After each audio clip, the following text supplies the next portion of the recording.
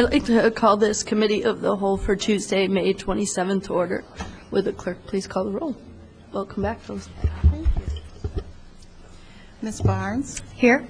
Mr. Bowersox? Here. Ms. Shenoweth? Present. Mr. Lewis? Here. Mr. Roberts? Here. Mr. Smythe? Here. Ms. Stevenson? Present and welcome back. Thank you. Mayor present. Here. Thanks. Are there additions to the agenda this evening? Is there a staff report? Mayor, is there a staff report? Go ahead. I wrote to you about possibly resolving the conflict between the new owner of the Urbana Lincoln and the desire of the preservationists to have it be a historic preservation designation. So just to give you some background here, we did talk with the new owner and Brian Adams, who's the one who submitted the request that was approved by the Historic Preservation Commission. And the new owner is actually going to retain the integrity of the architecture. He's going to modify the Bavarian look that was put on the addition and make the whole building look in the Tudor style that was Joseph Royer's design. The interior of the building needs a great deal of renovation to be competitive as a modern hotel.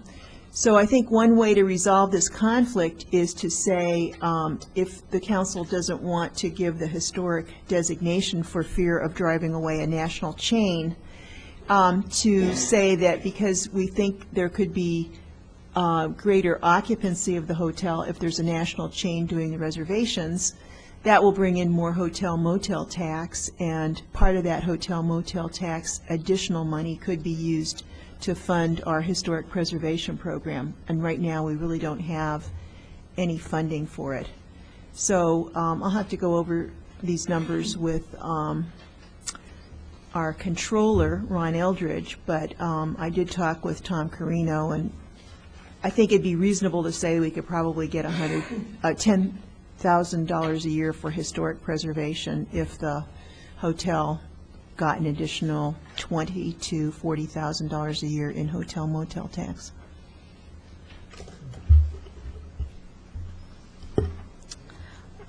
Next, we have approval of the minutes of the previous meeting. Oh, excuse me, Tom, go ahead. I'm sorry. I apologize. I just wanted to mention that there is a listening session tomorrow related to the Governor's Task Force on Sustainability for the Food Supply. That listening session is related to locally produced and or organic food, and our Economic Development Specialist and Director of Market at the Square, Lisa Braultz, is coordinating this event. As she has said, anyone who eats should be interested in this particular event, so it really pertains to anyone. It is a listening session of a task force created by the governor to look at sustainable food production in Illinois. So that is tomorrow, 7 a.m. or 7 p.m. at the Urbana Civic Center, and anyone who's interested is welcome to attend. Thanks, Tom. Any other staff reports? Okay. Next, we'll have approval of the minutes. Is there a motion to approve April 28th and May 12th? So moved. I'll second that. We have a motion and a second. Any changes? All those in favor say aye. Aye. Aye. All those opposed? That carries.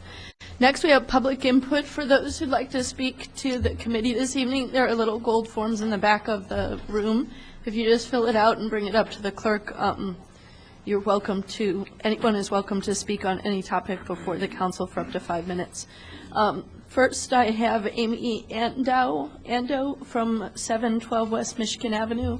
She does not choose to address the committee, but asks that her position be entered into the record in support of lighting policy, revised lighting RFP process.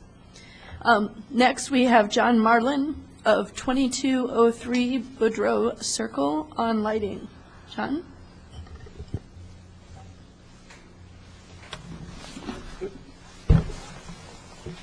Thank you. I just want to make a few comments on the proposed lighting for the Campus Town District. And this relates to sustainability and some other things. I'll preface that by saying I am not a lighting expert. but there are some common sense things that we should be looking at here. The RFP that's been circulating appears to recommend adopting the same basic style of lighting that is on the new Campus Town area of Green Street. And that's a little bit old by today's standards. It went in several years ago, and since then there's been a whole lot of effort made toward energy efficient lighting and energy efficient motors and other things. I think it would be a good idea for the campus and the two cities to have an evaluation done of the lighting alternatives rather than just adopt the look and style of what's on Green Street now. You can have attractive lighting that's compatible with what's there without locking yourself into something that is an older technology or may not be as efficient as we'd like. It would also be a good idea to make sure that whatever poles and lamps are ultimately adopted can be switched out. If some new technology comes along that is much more efficient, it'd be nice to be able to switch the light head without having to switch the whole pole. It would be a good idea to determine what lighting level is desirable, both at the street level, the side areas along the sidewalks and things like that, and whether or not you really want light bleeding off into the atmosphere by going up instead of basically down. Of course, the sustainability issue revolves around the point that lamps of this type are generally put in for anywhere from 30 to 50 years. And when you put a system like that in, like many things, the operation and maintenance over time might far outstrip the capital cost, particularly with energy when we in Illinois no longer have control over our energy sources, since so much of our electricity is owned by people from out of state and hopefully not too much from out of country.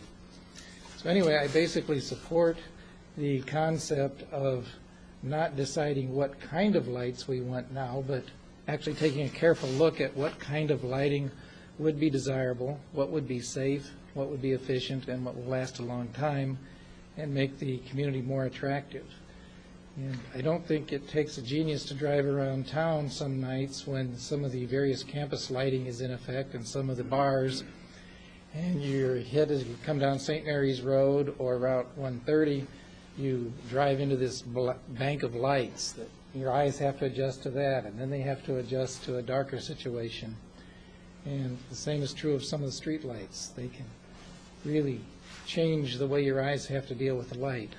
So basically, I'm here to suggest that we take a careful look at the options. I might also point out that light pollution is an extremely serious problem in terms of plant life, many of the animals and insects, but also people. We ask our kids to reach for the stars.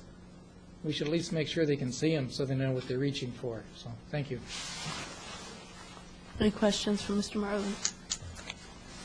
Thanks, John. Gary Psycho has said that he wishes to address the committee at the time the agenda item is presented, and he should just know that it's at the very end of the agenda. So I don't see him in the audience, actually. Okay, at the time up. Great, okay. Any other public input? Okay, if not, we'll move on to budget presentations. Today we have presentations from police, public works, and fire in that order. So we'll start with police. Chief Mike Beatley.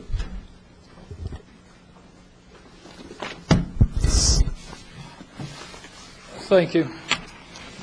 For the police budget this year, Ron Eldridge projects the increase for all police expenditures to be at about 5.4%, which is quite modest by historical standards.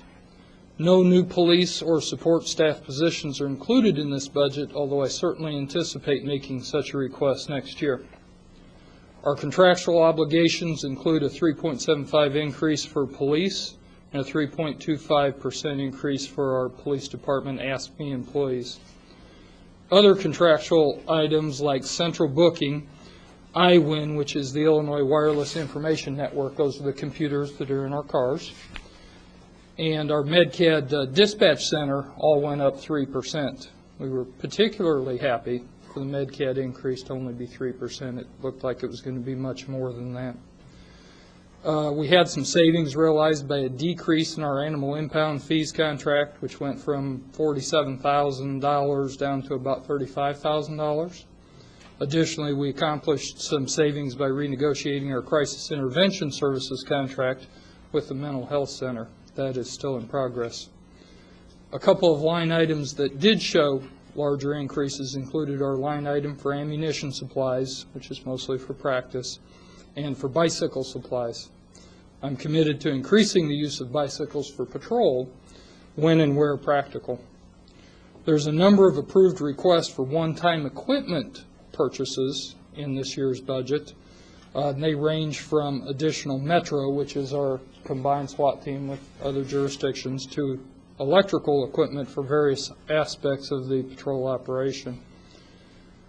The large capital expenditure that is police-related this year is the purchase of new squads for the patrol fleet. We used to rotate those every 2 years. Now we're doing it every 3 years. We just ordered a replacement squad, a squad car that got totaled, but we were able to get that in flex fuel, and we anticipate being able to get the rest of the fleet when it's replaced also in flex fuel. Additionally, we are going to downsize 3 of the Crown Vics, the big cars, to Impalas. That is a very quick summary of the police side. It's really it's almost exactly what you've seen from year to year with very few new additional items. Are there any questions? Questions for Chief? Go ahead, Brandon. Brennan. Sorry. I did just have one on the comment of the flex fuel vehicles. When you have savings in that kind of operation cost, do we account for those here department by department in the budget, or do all of the fleet costs get reflected somewhere else in the budget? So does that help you? It is department by department. Okay. For instance, this year we replaced 2 of the SUVs for parking enforcement with hybrid vehicles. So that makes parking enforcement totally hybrid, and as the Prius and the 2 parking enforcement between Ron Eldridge and Larry Fredericks, our fleet manager, they make projections on what our fuel costs and our service costs will be for the coming year, but it's department by department. Okay. And Thanks. we actually get monthly reports department by department. Great. That's great to hear. Thanks. Charlie? Two minor points. I'd love to see the parking patrol on bicycles. Okay. I'm curious, the K-9 officer, is that a 24/7 position? I know there's, you have multiple people that can handle We it. have 1 K-9 officer. The dog is assigned to a single officer. That dog goes home with the officer, so whenever that dog is on duty, that's when that dog is available. We do a great job, and most other departments are in the same boat.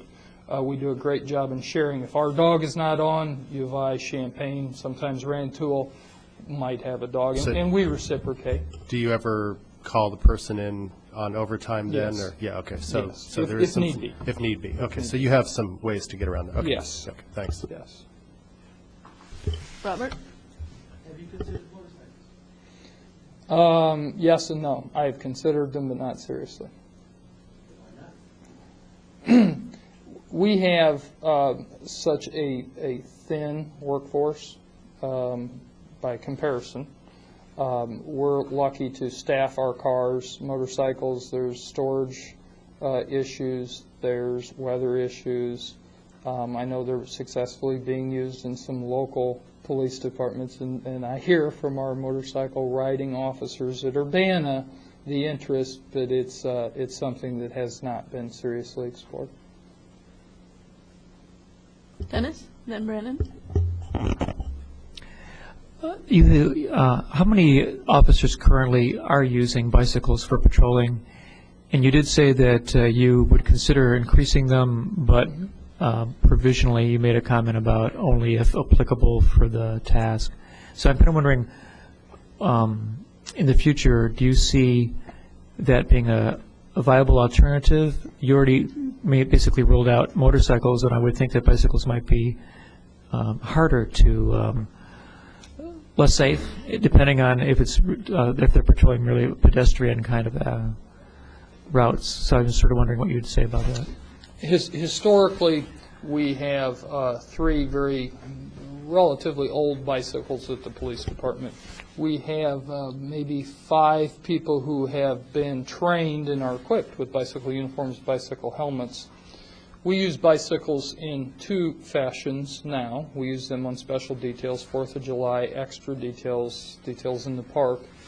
We also allow those 5 officers, weather permitting, to attach them to the squad cars. We have bicycle carriers on the squad cars, so they can go out on any given shift and blend their patrol. If it's very busy and they're going call to call, the bicycle does not lend itself very well to running all over town.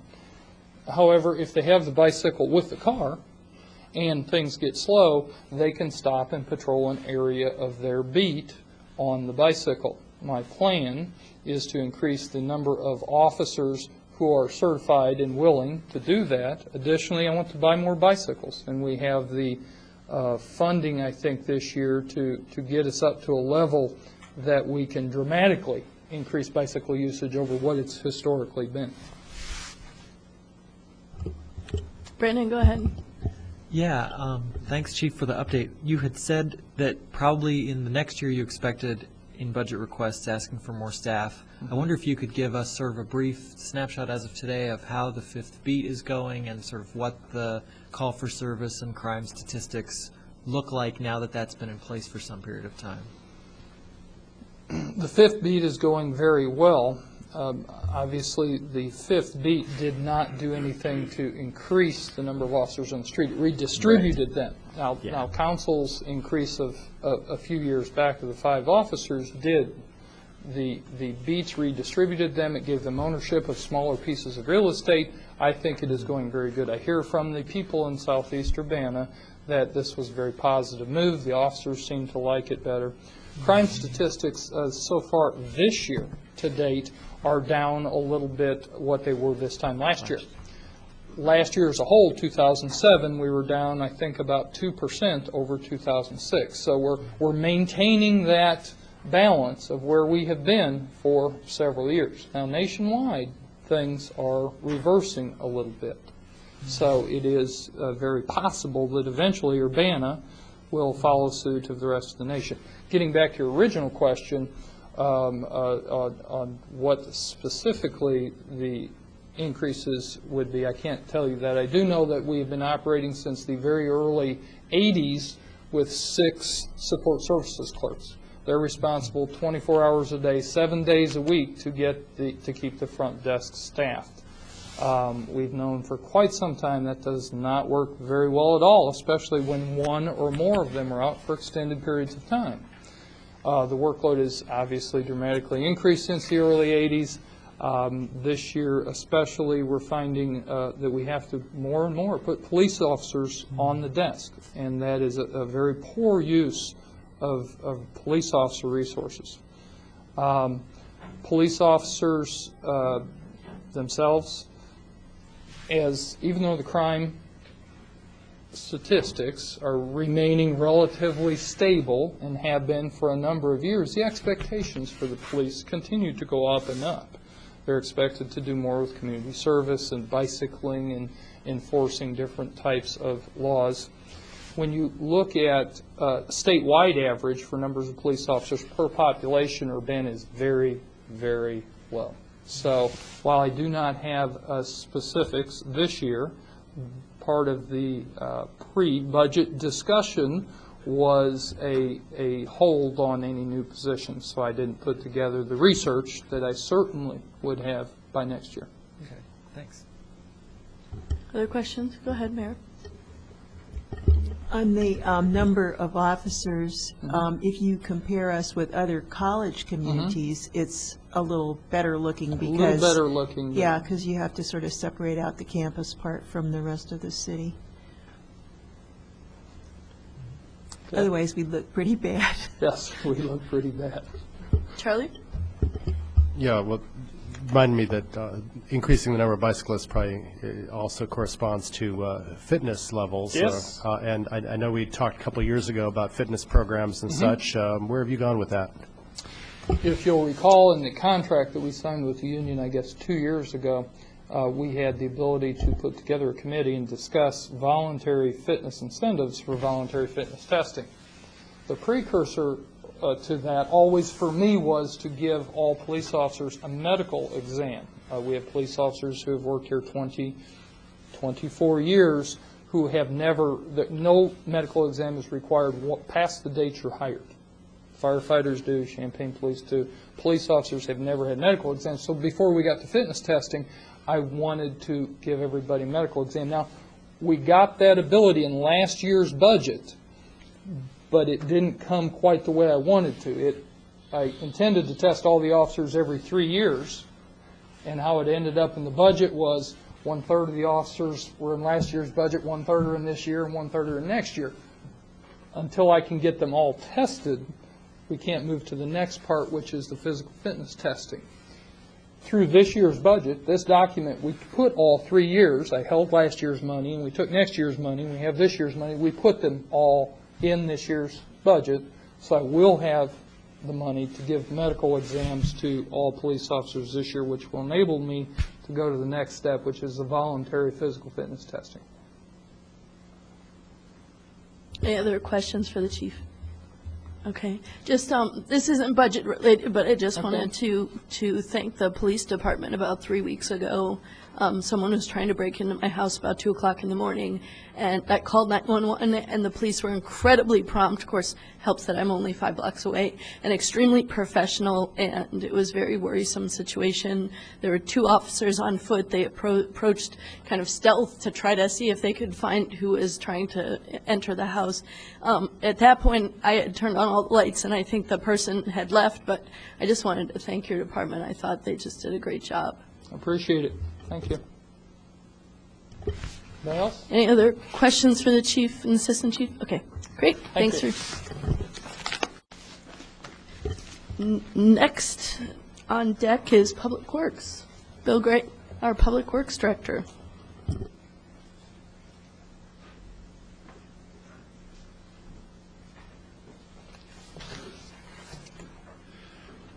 Good evening. I'll, in contrast to last year with kind of a show and tell, I'll be brief also, and following Mike's lead.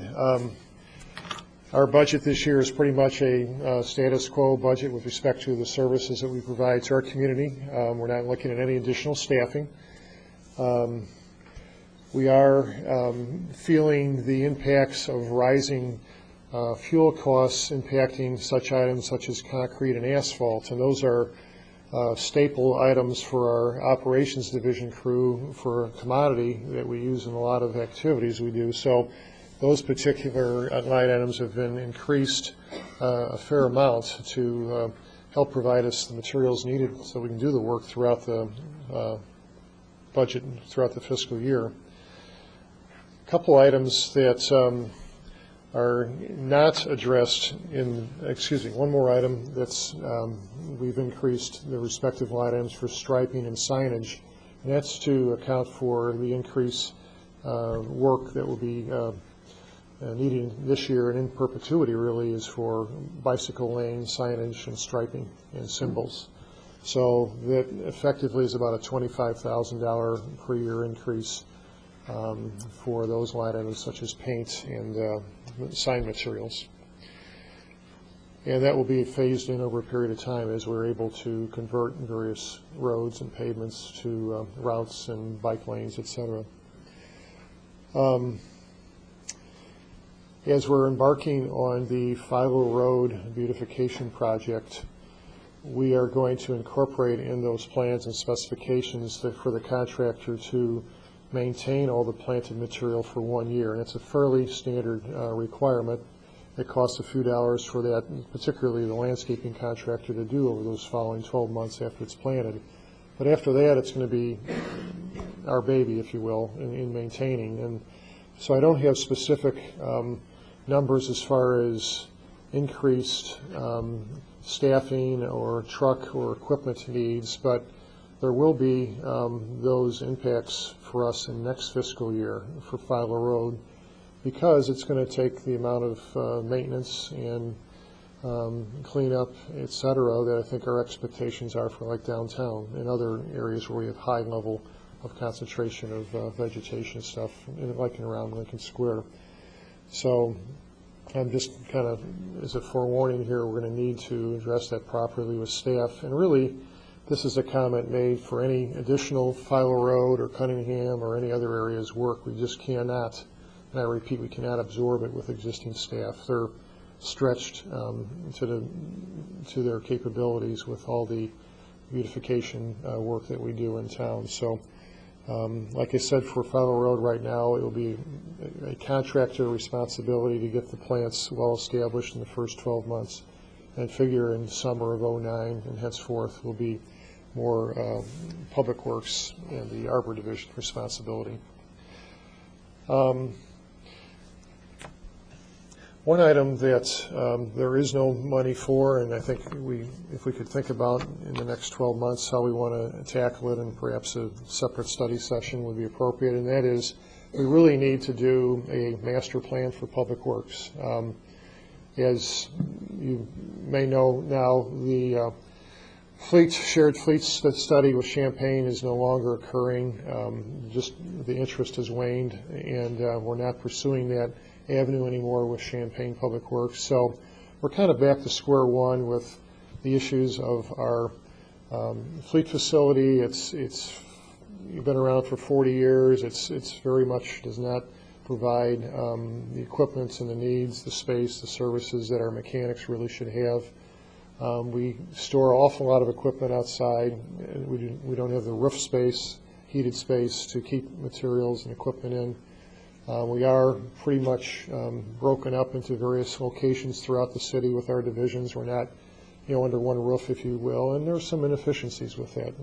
Assignment of equipment, to carpool or pooling equipment like that becomes a little more cumbersome, and there's other reasons and examples. So I guess my pitch here is we really do need to go beyond the program. We did the program needs, kind of space needs, as a first phase back in early 2000s, 2001.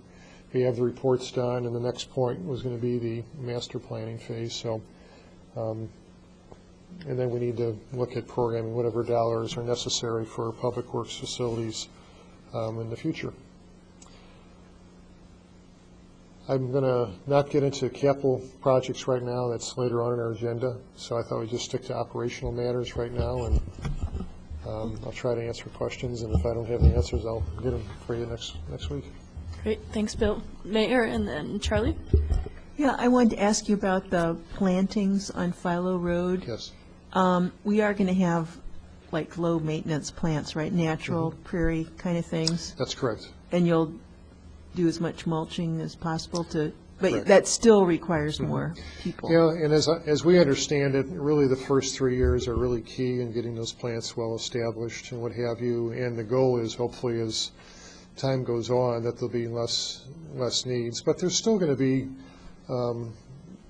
other grass edging, mowing, turf management type things. There'll always be weeds no matter what you do. I mean, it's just kind of a given situation. But yes, the intensive care will be in year 1, year 2, year 3, and that's what we're hoping on and banking on. Those are the types of plant materials we want to use.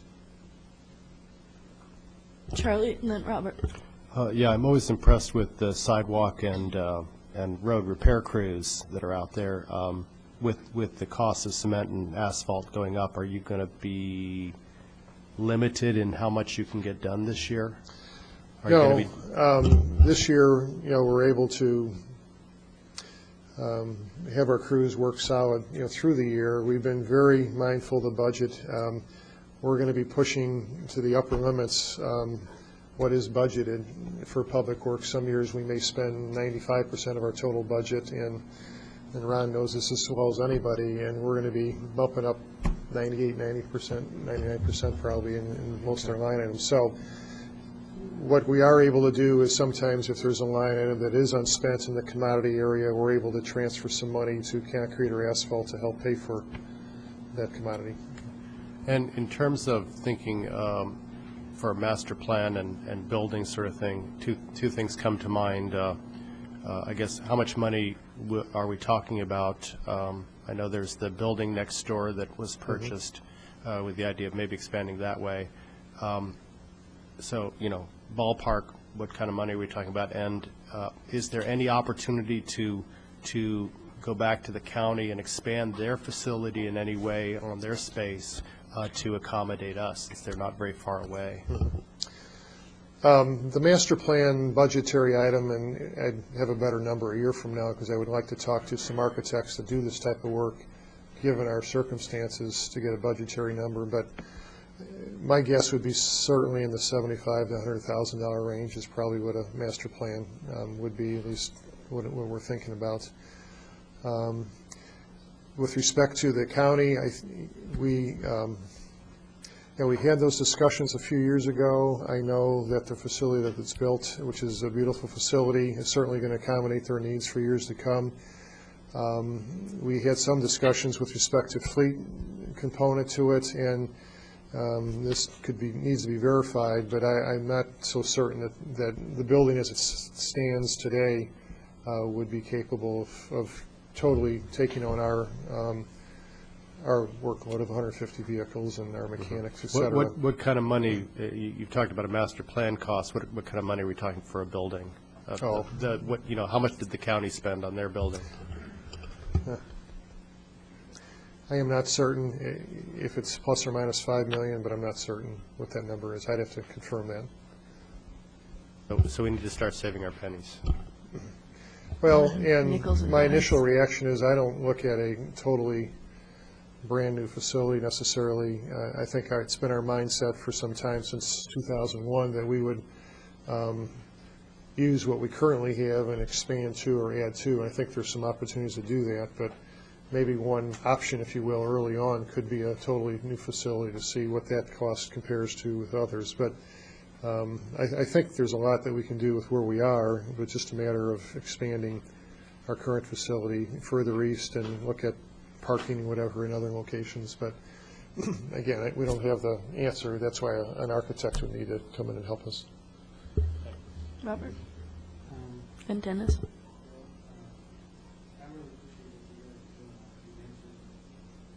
mentioned that in 2001 you did do somewhat of a needs assessment. Yes, we did. Is it progressive? I mean, annually do you do an update or? No, we've not updated it, although it may need a little tweaking as a component of the master plan, but it's not like we have added whole new programs to our budgets, but it would need to be reviewed since we're 7-8 years later. I mean, that would be appropriate. I mean, that would be a good reference in terms of an architect or someone totally, looking at yes. it. Yeah. Thanks. Other questions, Dennis? Was this winter especially damaging to the surfaces of our roads? I know I've seen a lot of parking lots that didn't look very good after this winter, and I was just wondering if the structure of our streets have been declining or more rapidly than you expected, or are we doing fairly well keeping up? There probably isn't a public works director in Illinois in the snow belt that wouldn't say this is extremely damaging winter for roads and bridges. Extremely harsh, the amount of precipitation, cold temperatures, freezing, thawing that occurs in our area of the country was very hard. And I would say in my 15 years here, this was the worst winter I can recall with respect to road conditions. And yes, it does take its toll. You know, our revenues, and Doug Miller will get into this a little bit later, but our revenues are fairly flat, I hate to say it, and yet our asphalt and concrete prices are going up and up, and we're just not keeping up. So we're doing the best we can. We're doing a lot of maintenance type activities, expanding on that, such as crack sealing and patching and seal coating and things of that sort, where we maybe did a little less of in the past and did more wholesale resurfacing. But this has been a really hard year. Cold patch line item, we spent a lot of money on cold patch material, and even though we use a very high quality cold mix material during the middle of that February time frame, even that wasn't even holding up real well. It was a brutal. So road work is this accelerated the poor condition of some of our pavements. So we need to stay on top of it. But getting back to flat monies, I kind of lost track there. I harp on this probably the last couple of years, you've heard this, but motor fuel tax money, we get, I'll cuff it by, we get a lousy $1 million a year, and we've been getting this $1 million a year since 1990, give or take. It hasn't really gone up appreciably. And it's tied to the number of gallons of gas sold. It's not a percentage of the sales price of fuel, it's the number of gallons. And when the price really goes high, in fact, the number's going down a little bit because people are conserving more. And of course, we want vehicles to be more energy, get better miles per gallon, but that kind of works in reverse with respect to the dollars that we receive because it's tied into a per gallon expense. So public works agencies all over are kind of struggling with this. I mean, we're thinking about toying with what are some new revenue sources out there, but $1 million could pave a whole lot more roads in 1990 than it does in 2008. That's just plain and simple. Other questions for Bill? Oh, real quickly. Go ahead. Getting back to what the mayor said about plantings and such, are there any opportunities to convert some of the high maintenance plants to low maintenance natural? That's really a Mike Brunk question, but I think what Mike would respond to is that virtually all the plants that we plant are low maintenance plants. I don't know that we do many annuals to speak of, and outside of some baskets and things of that sort, but if you look at a lot of the plantings that we do, we try to make it as low maintenance as we can, because every year he's stretched to the number of people he has and the dollars he has to do. So there's probably always a little bit that he can improve upon, but I could ask Mike to expand on that better. But I know he's perennials and the types of perennials he plants and the preening and the weed control and the irrigation and all these components that help make for a less of a maintenance situation is what they try to do. Irrigation helps tremendously, the drip irrigation that they have, versus hand watering all over the place. Now, we still do a lot of hand watering and with a pumper and a tank, but those medians and areas we have drip irrigation, that's a big cost savings for us. Any other questions? If not, thanks for your time. You're welcome. Next, we'll hear from the fire department, fire rescue services.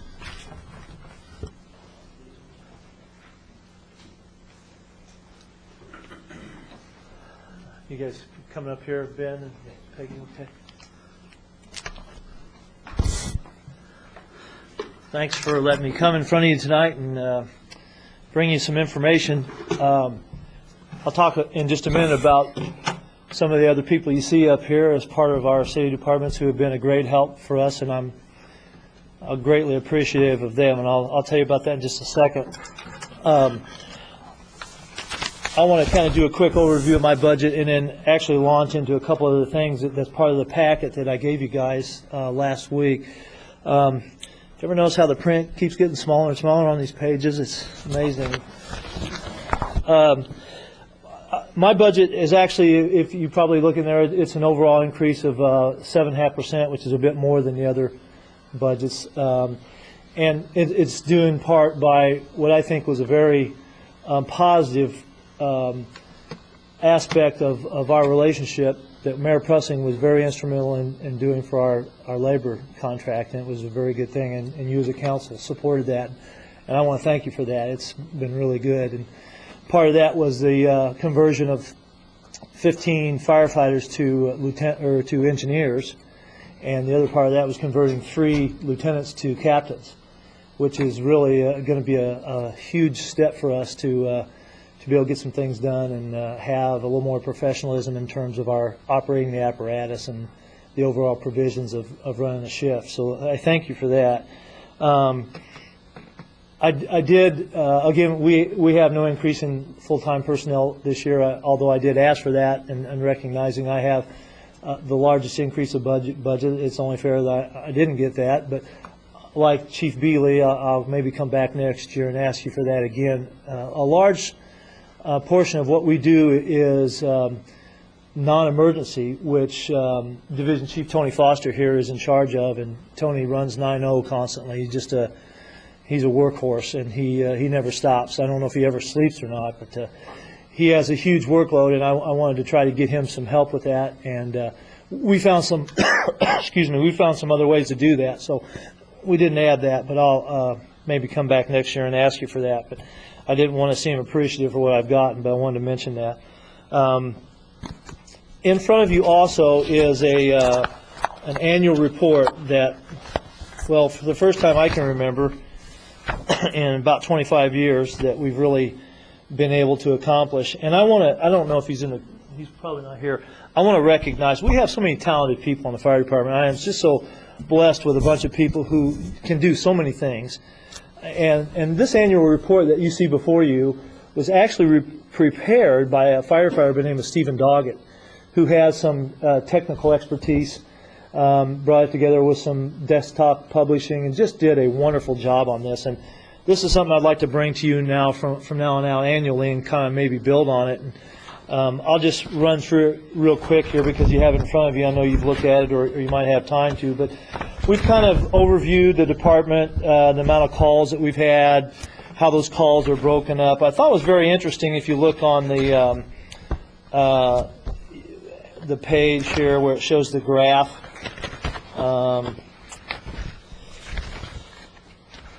Actually, page 7, it kind of shows an overview of our emergency operation division and when the majority of the calls occur. I thought it was interesting when we took a look at that although there are some spikes, and other than between 04 and 07 in the morning, the numbers of calls are pretty consistently throughout the day, which was interesting. And then back up, we just highlighted some department events, some people we hired, some promotions that we made, and bringing a new piece of apparatus on board, and just kind of give you an idea of what's happened in 2007 at Urbana Fire Rescue.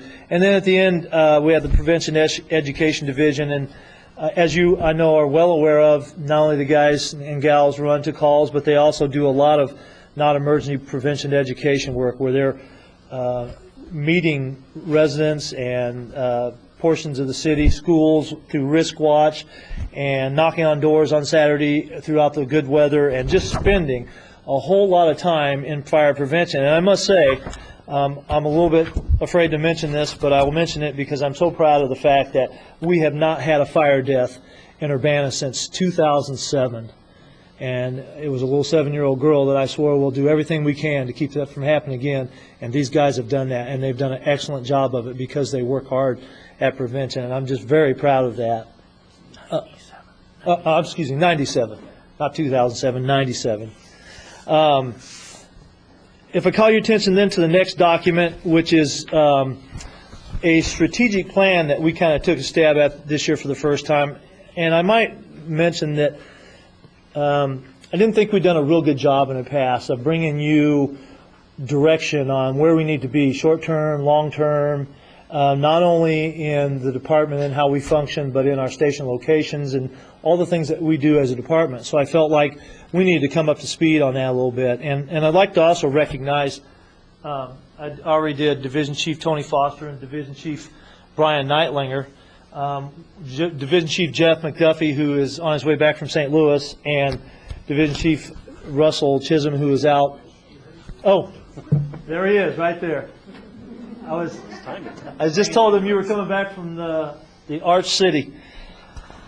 And then Division Chief Russell Chisholm, who is, where is he, out west somewhere, right, with his family? Grand Canyon. They have worked hard and long to bring this document together for us. And so I won't spend a lot of time, going through it word by word, but I just wanted to let you know that we were doing this, that this is going to be an ongoing thing, that we're going to continue to do some type of strategic plan and adjust it as we grow and as things occur. And one of the things I also want you to know is that I paid attention to your council goals.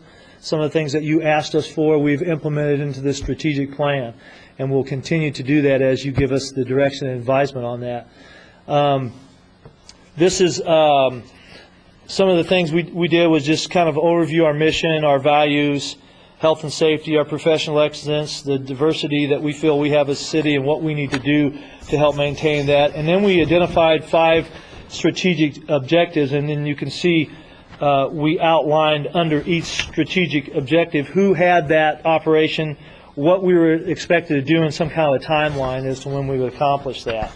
And so I won't go into that in detail, but you can look at that, and if you have any questions, I'd certainly be happy to answer those questions about that. Okay, now to the part of the presentation that Peggy and Ben is here for. And I got to tell you, these two people have been just invaluable to us.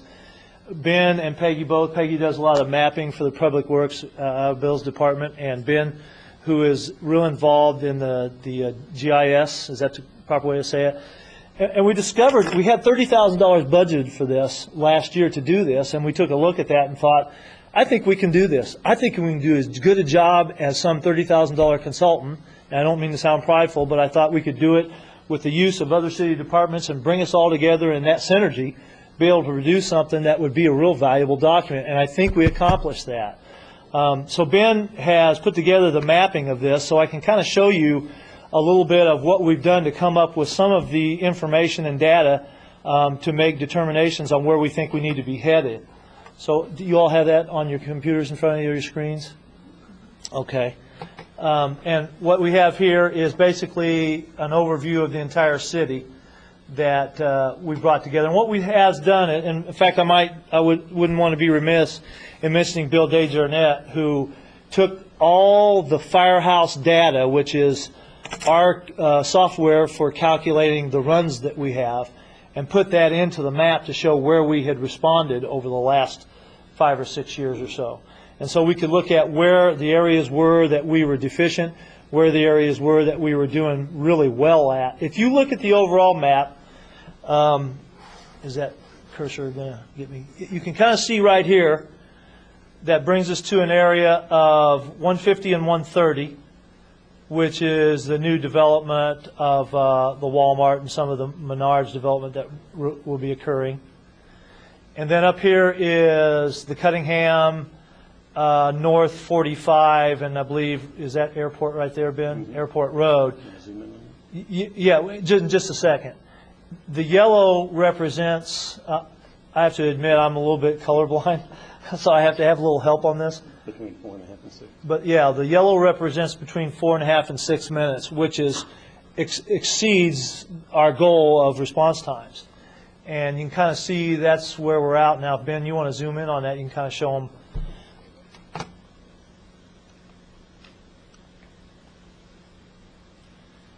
And there's a kind of a closer idea of where we're kind of at in that area. Now, keep in mind that sometimes the units might not be responding from the station. Sometimes they are. So there's going to be some variance in the data, but by and large, you're going to see a response to an area that's yellow means that we probably can't get there. There are some anomalies in terms of there could be a non-emergency call away from that area that we can get to, but we're just not running lights and siren. So it would be over that 4.5 minutes, which is, it meets our goal because it's not an emergency response. But that's kind of the area that we had identified as being where we could go to within 4.5 minutes, and that seems to be our historical information, that once we get to Airport Road, we're going to have a difficult time getting past that in any direction, actually, in 4.5 minutes. O'Brien would be that because we have to go to a frontage road and then come back, which increases our response time. And of course, into this area too, we're having to access it through another road, which would probably be Airport, and that decreases that response time. And then if you can zero in, maybe Ben, on 150, 130.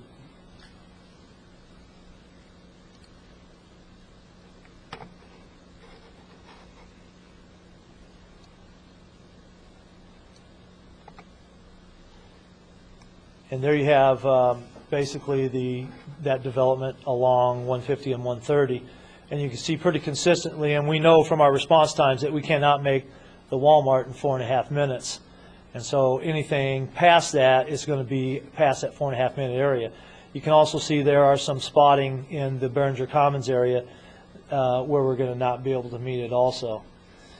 And so what we did was took that information, looked at our existing stations, and we discovered from the 1.5-mile districts, if you can you show that, Ben, the where each station, they're 1.5 miles around the station? No, we don't have that. We don't have that, okay. We have some data where we actually drew lines within 1.5 miles of the stations, so we could see where we'd be on that response area. And we found out that Station 1 and Station 2 is tremendously overlapped. And so if we could pull Station 2 out a little bit, we could still meet our response time goals in that overlapped area and actually cover a larger area that's not presently in the 4.5 minutes, which would probably be this area by the 150-130 intersection. Is Station 2 the Lincoln Avenue station? I'm sorry, Station 2 is Philo Road. Philo Road. Station 3 is Lincoln Avenue, yes. So you want to go to the projected.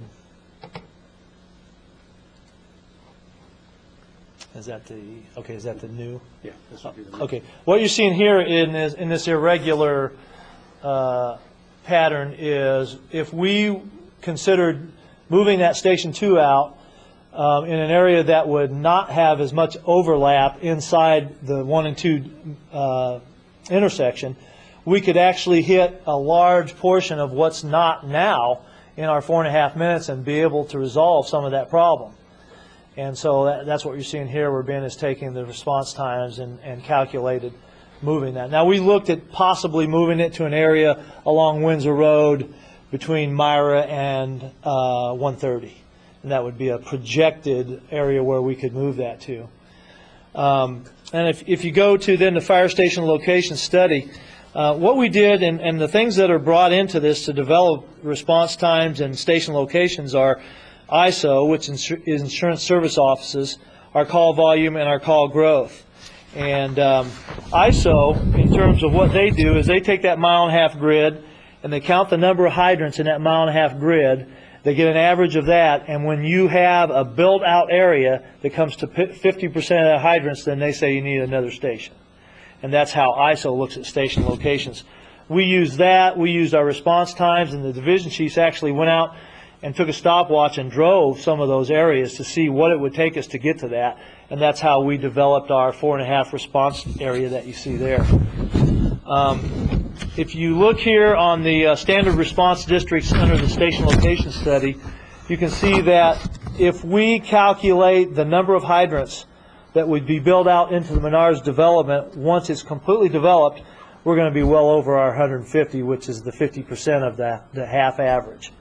Again, making us think that we're going to have an issue if ISO comes back in, and they're due to come back in 2012. They're going to say that we need to add another fire station, and it might cause our ISO rating to go from a 2 to a 3. So that was one of the things we considered in that. And then the growth that we talked to when we met with Bill and we met with Libby about where our growth is going to go, they kind of felt like we knew we had the growth around the Walmart, Menards area. We knew that we had a little bit of growth along the North Corridor, North Cunningham Corridor, but probably not a lot in the recent coming years in Urbana. So we're in pretty good shape there. So what I did then is kind of give you 4 options that we looked at that we could consider in terms of what we might want to look at doing in the future for us in terms of station location. And of course the first option was to move Station 2 to the existing circle that you see up there. And then option 2 and 3 would be building stations sometime in the future. And that might be quite a few years in the future, but was still something we need to start thinking about now. And so basically that's if you look at the last page, and that's my overview and kind of the pluses and minuses in terms of if we should happen to do each option, what we can expect if that option was accomplished. Do you guys have anything that you would like to add to that, guys? Okay. I know that's a really quick, down and dirty. I hope I gave you some information there. And do I have any questions then that you'd like to ask? Any questions for the Chief? Brandon? And then Dennis? And Robert? Yeah, thanks, Chief, for this. You know, the location study piece in particular is something a number of us have been asking about the last few years as we keep approving new developments and wonder, you know, when do we hit the limits of what you can cover safely. So thank you very much for this and for the entire strategic planning. It's really good to see just a rejuvenation of thinking about the future of fire rescue here and how to strategically make it continue to be a top department. The one question I had about the location study, it seems like there's no way to build one station that can serve both the 130 development and the airport road development. Correct. In all these options, we can't kill both birds with one stone. Correct. So I just wanted to make sure that means really, in the long term, we have to do two things, two station, moves or new stations at some point in the future. It's just a matter of timing and which area is growing faster. That's absolutely correct. You have, in a short period of time, nailed what we've taken 6 months to do. So you're very observant, but that's exactly right. We felt like in the short term, we could move Station 2, and that was our opinion, and be able to solve our immediate needs. And then in the long term, we could wait and see where development went, and maybe even start planning for that, but then not plan a station that may not be in its best strategic place in the future. So you're absolutely right. That's exactly what we felt. Okay, well, thanks. As you know, we don't have funds this year to start hiring architects and digging and doing this, but this is exactly the kind of strategic planning we need to be doing to figure out what happens in future years. So thanks again. I saw Dennis's hand, Robert, and then Heather. And then Dennis, and then Robert, then Heather, then the mayor. Go ahead, Dennis. Okay. I don't know, I had emailed you this morning with some questions, and I wasn't sure that I see that maybe part of it's been answered a little bit. I was very curious about the overlap and the 4.5-minute response map, and I was hoping we could have that displayed tonight, because I think it would show very clearly where we stand and where perhaps we could improve, because it's a very visual image. So maybe we can see those perhaps printed out for us or sent to us. Yeah, Ben could do that. That'd be great. And then I see that you've created one for the moved location, speculative moved location. Can you tell me also, or clarify for me a little bit about the ISO requirements that has to do with the number of hydrants that you count, hydrant counts? Yes. In your on page, well, they're not. You don't number the pages, but in your the third page from the end of your summary report that has also the strategic plan, you do have a list of plated developments, including the Menards development estimated. Yes.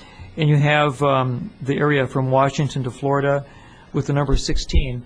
And my question was, does 16 mean, does that indicate that there might be 16 hydrants? Yes. That many hydrants in a subdivision? That's correct. That would be the projected number of hydrants in that area based on a 300-foot distance from one hydrant to the next. Oh, I see. So the number of hydrants becomes very dense as you develop It does. in the neighborhoods. It does. In residential, it's 300, and in commercial, it's up to maybe 500. Mm-hmm. So that's about a hydrant per every 15 or 20 houses? Or is it depends more on the size of the lots. But Yeah. It's probably in that area. And what they're saying is that as soon as you have requirements for that many hydrants, you need to be able to service the hydrants efficiently? We would be able to, you say? Well, what is the ISO requirement? The ISO requirement is that once in that build-out area, that you reach 50% of the average of all the other stations in a mile and a half around that station. Oh. Which is the figure of 150 hydrants. I see. Then that's when they want you to add another fire station. Okay. All right. Yeah. Thank you. And Dennis, what you're seeing there is, as that development occurs, we projected the number of hydrants for each area of that development to the total, which would be almost 200 at the point that development was totally finished. Okay, so as this land fills in. Yes. Usually, though, aren't the hydrants installed early in the development phase? They're installed. Part of the street infrastructure? They're installed a lot of times as the buildings are built. So if they may have 2 or 3 homes and then have to install a hydrant and then move it out from there. Oh, so they're not all built at once like the streets might be built out at once. That's correct. They're added as development grows. And is it Public Works that puts them in, or? That's the Northern Illinois Water. Illinois American Water. I see. All right. Thank you. Mm-hmm. Robert? If we could show them this. I noticed as we went through the progression of areas where there was lots of housing, how much input do you have when developers come to the city and try to develop a site? For example, there were some problematic areas in terms of how you can matriculate through a given housing area to get to the specific houses, because there were some in yellow, and it's probably because of traffic flow or something. How much input do you have in the initial phases of design when people come to our community and ask for development? Do they come to you? Absolutely. Sir Tony Foster, who is our division chief in prevention education, sits on the committee that Libby chairs. Okay. That's the development committee, and they meet every Monday to talk about those issues. So we would have the input in terms of being able to reach that development and our movement within that development. So that's where we get that input. And what I saw on here was existing, and then basically you have very little input on that one, right? Existing, and Yeah. probably some of the yellow that you see in existing could be a non-emergency call where it might be something as minor as a CO detector that's been going off for 3 hours, and they call us up and we want to just go out and make sure everything's okay. So we don't use lights and siren, which decreases our response time and makes it more than 4.5 minutes. It still reaches our goal for our response time because it's not an emergency call. Sure. Yeah. Thanks. And well, Heather's Yeah. next, but did you want to show us something on the Elmo? Yeah, could we show you that? Go ahead. Okay. This is in response to Dennis's request to see Yes, the it lab. is. Okay. What you're looking, are you seeing that on your screens? It's over there. Is it on? Yeah, it's over there. There yet. Oh, okay. Is that the mile and a half around all the stations? Yeah. Yeah. What? Okay. Okay. Well, what this is it's a map of where we looked when ISO came in 1992. or 2002. 2002. And it shows the grid, and I've got, what you're looking at is Station 1 and Station 2, and you can see this huge amount, and even Station 4 comes into that overlap. So when we talk about the overlap, that's what we're talking about, and we see by being able to move that over, we can bring that overlap to a minimum. We've got the same thing up in the North Station area, although we can talk about the North Station, but that's... In this picture, north is actually to the right. Yeah, this just so is folks know the that. South Station. I can't Yeah. get it on here. Okay. South Now is west. Now north is facing. North is facing east. Okay. Okay, how's that? Okay. Now.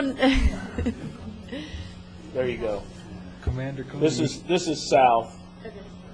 Okay. Yeah, so this is the South Station, Windsor Road down here. So you can see the overlap. And Mr. Roberts, you can look at this if you want, and maybe it'll answer your question. Great. Heather, did you have some questions you wanted to ask?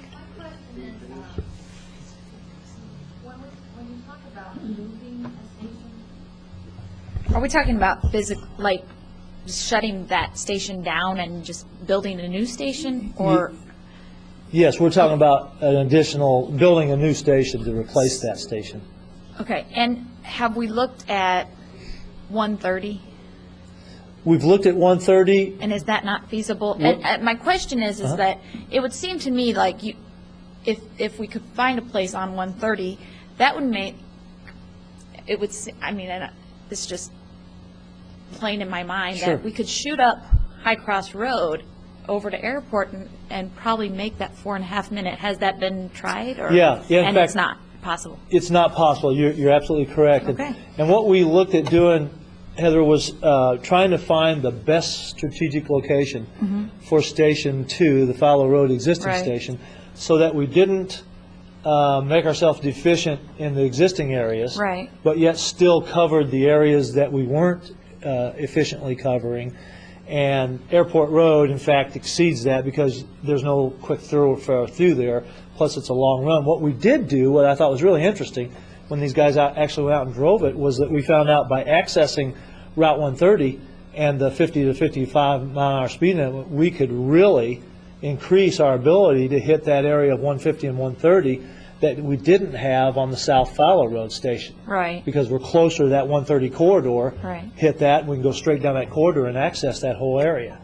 And that's why we felt like it would be best to, locate that station there for the time being. We could cover all our existing problems with doing that, and then see how development goes and maybe plan for the future by doing that. Yeah. Mayor? I wanted to ask you about option 2, which is building a 5th station between Perkins and University along High Cross Road. That's outside the city, Yeah. right? Yes, yes, it is. Okay. And then the other question is, if you're talking about 55 miles an hour on High Cross Road, when that gets more densely developed, it probably won't be 55 miles an hour anymore. That's true, but would still be much more than the 25 to 30 that we could do through the city. It would Okay. give us that faster speed. Now, Mayor, the only thing I want to point out is the other options are quite a ways in the future, and so we're looking at maybe 15 to 20 years in the future to adding the additional stations, and that's probably why you look at them, see that they're outside the city as it exists. Does that make sense? Right, but Okay. I just don't know if those people want to Well, they may get in not. the city, so. Yeah, they may not. We're just saying that's the best location for that if we were to be able to put it there. Okay, Yeah. thank you. Charlie? Thanks again for tackling this totally trivial question. Do we have a flagpole yet for Station 4? I'm still working on it. I'm sorry it takes so long. Well, this is something that started before I was on the council, and we've been no. Yeah. The station didn't exist then, luckily. But given the bureaucracy that's involved with the university, it's gone round and round and round. We got approval for one thing and then another thing, and then we're back to sort of version 3, Yeah. or on version 4. What, version 4, I think. Version 4? Yeah. Okay. Yeah. I apologize. Any sign of it actually going to happen? We're doing talk. In fact, we're meeting again this week, and I'm going to bring that up again, and I'm trying my best. I know it's really frustrating for you. You're welcome. Okay. Just make sure that you say that the priorities are saving people first and the flagpole is the second priority. Okay. I just have a quick question. It's great to have the annual report. I think in terms of, quality issues, I have no concerns. Budget issues, no concerns. My main concern is the question of diversifying the workforce. Yes. And so my question to you is, what are the core components or the core barriers to diversifying our workforce? I think we have a fantastic workforce, and it's also the most white and male of the departments that we have. And I know there's a whole tradition of firefighters and et cetera, and families growing up in firefighters.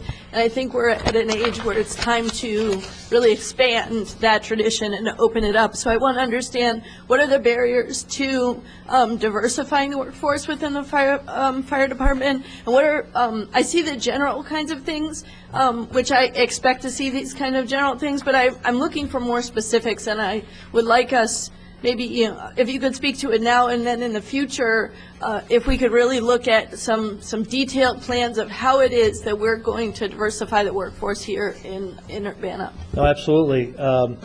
I think personally the number one cause, the number one reason that we haven't reached our goals like we have is being able to attract folks to take the test. Because you have to have more people taking the test in order to get them to score at the level that we want them to be able to be hired. And our goal was in fact, Division Chief Foster just came back, when was it, in February, Tony? From over Easter, from California, where he attended with our personnel division a cultural diversity seminar in the workplace where other fire departments have done this successfully, and they're now teaching fire departments how to do it. And their one, and if you want to speak to that, Tony, feel free to do that, but wasn't their one problem was being able to get the numbers of people that you can get to take the test? And so can you speak a little bit to the strategies that Sure. fire departments are employing to increase the numbers who will take those tests? Absolutely. Their advice to us is what we plan on implementing is to basically go to those particular areas and attract people. And, they mentioned going to churches, going to, an example, our Douglas Center, also having open houses and having them advertised at the department. Understanding that being a firefighter is a little bit of a different job. It's almost a lifestyle. But in order to get the job, you have to be able to test and be able to successfully pass the test. And in that open house, attracting people, letting them try to see what it's like to pick up a 140-pound person, a mannequin of sort. Also the interviewing techniques and things like that. Then taking names and attracting and then sending invitations to those people to ensure that they do get the packet. We've also then done some diversity practices of going to colleges outside of our area, down in the St. Louis area, in other parts of Illinois as well, and attracting minorities to take our test. We've also went down in the St. Louis area to one of the academies down there, the Armed Forces Army Center down there, of people that are getting out of the military, to attract them as well. And we have roughly 15 names from that. We also plan to go back in June as well. But we're on fairly short ground, so we're sprinting here trying to get people to the test. So in the next 30 to 40 days, I have a group of people, and again, this is some advice that we got from California, that we're going to go out and we're going to attract people. We're going to have an open house. We're going to go to Douglas Center. We're going to go to different churches. We're going to go to some of the fitness centers. We're going to make some flyers up, and we're going to attract, again, people to take the test. And we want to bring them to the open house so we can show them what it's all about, so they feel prepared, so they're not surprised. And that invitation is really what people are looking for in order to expand that, because you're exactly right.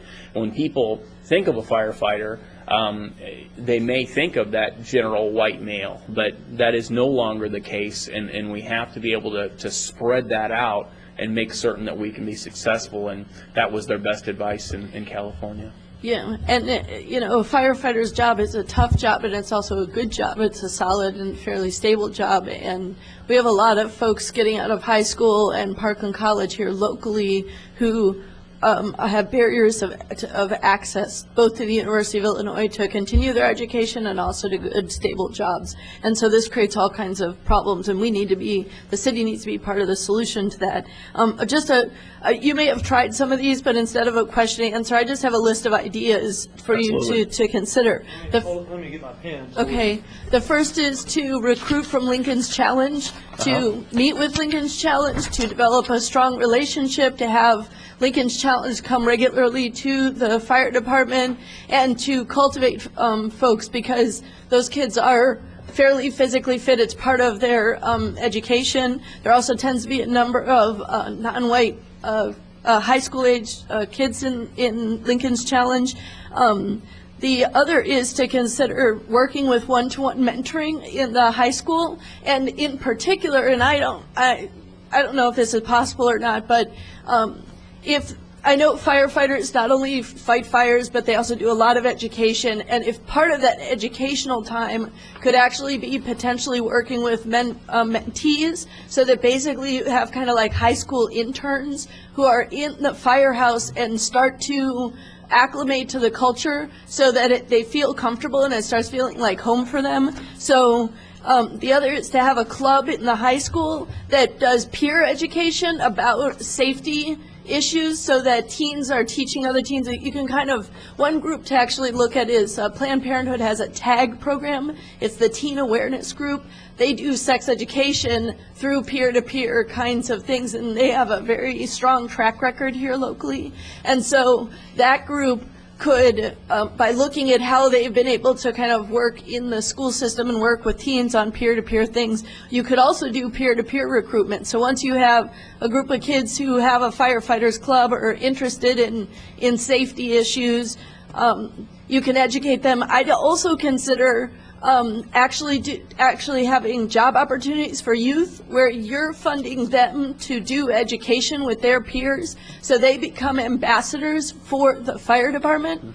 And so once they're ambassadors for the fire department, they'll feel an ownership that this is their fire department too. And so if these are women and people of color, students in the high school and also perhaps at Parkland College, where it's a part-time job for them, they have access to that job opportunity, and they also start being ambassadors, and you can fulfill some of your educational goals that way and extend your own staff with very little money. And just the last thing, I know Parkland is constantly coming to my business asking if we'll take an intern for the summer, and so I know that they have a specific office for interns to do these kind of things, and there's some funding available from Parkland to help support the interns. So I would reach out, and I think in some ways it's cultural barriers so that people begin to feel a sense of ownership and connection to the fire department. I think once they get inside, they'll see, people are very personable, and, it's a friendly kind of family-oriented culture, and if folks can start feeling a sense that it isn't just that it's mostly Caucasian folks and it's mostly males, but if they start seeing that there's a particular culture that they can also participate in, and by being actually in the space, they will start to feel that way. So those are some ideas that I have in terms of helping to overcome those barriers. Okay, Yeah, absolutely. Tony, there's actually a program we started with the high school, and if you could tell her about that a little Yeah, just to run down your list with Lincoln's Challenge, we do send firefighters up there because being a firefighter is nothing that you can just open the paper up on Sunday and apply for the job on Monday and get it the next Friday. You do have to make a plan, and unlike other jobs, and it's not going that way in the future, you do need to prepare yourself a little bit. So we send our firefighters up to Lincoln's Challenge. In particular, firefighter Phil Edwards does mentor 2 children up there, and on one-to-one mentoring up there in doing that, and then he has a very positive presence up there as well, and is very active in our community and very dedicated to what he does. We also have 3 firefighters that do one-to-one mentoring in the middle school, and that is a lot leaner than we would like to be in that area, but with all the other services that we provide and as busy as lives are, it's difficult to get more, but we do offer that to firefighters to be able to do that on duty, to go over there with the fire truck and be able to do that and still answer calls, but to be able to address those things. We do have a peer education program that's in the after-school program at the middle school. Again, planting that seed ahead of time, planting that to be a firefighter and making that plan. This is what it takes to be, an EMT, a paramedic, how to be a firefighter, to get a degree, and so on. And we do work very positively with that as well. We just started that program, so we hope to expand on that even more so next year. We do also have the Health Careers and Explorer program. Now, the Health Careers at Urbana High, and then the Explorers, there's a Fire Explorer post in Champaign County. And those Explorers are very active, and that's how I got started, as a matter of fact, as an Explorer, and was brought in and understood exactly how it did work. We do have some interns that do seek and do want to do work with us as well, and we welcome that. We welcome people that want to help us out during their study here, or even, if they want to come and help us out, even if they're not studying at the university. And we certainly would welcome that at any time. So anyone that would like to intern with us, we certainly would, but obviously limited funds to pay them. But Thank you. Any other questions for fire? Go ahead, Charlie. So related, you've got some testing plans. So what is the department's turnover rate? What are you expecting to turn over in the near future, and what's today's hiring status? Well, in the past, it's been pretty steady. In looking at the next 1 to 2 years, we don't anticipate anybody leaving. We don't look at any immediate retirements, and we haven't had anybody who's looking to go to other departments. So the turnover rate, I think, is going to continue to decrease from our perspective. And in a way, I guess that's kind of good, but that's kind of where we're at there. We have no openings then? We're full up? Yes, sir. We're presently full up. Okay.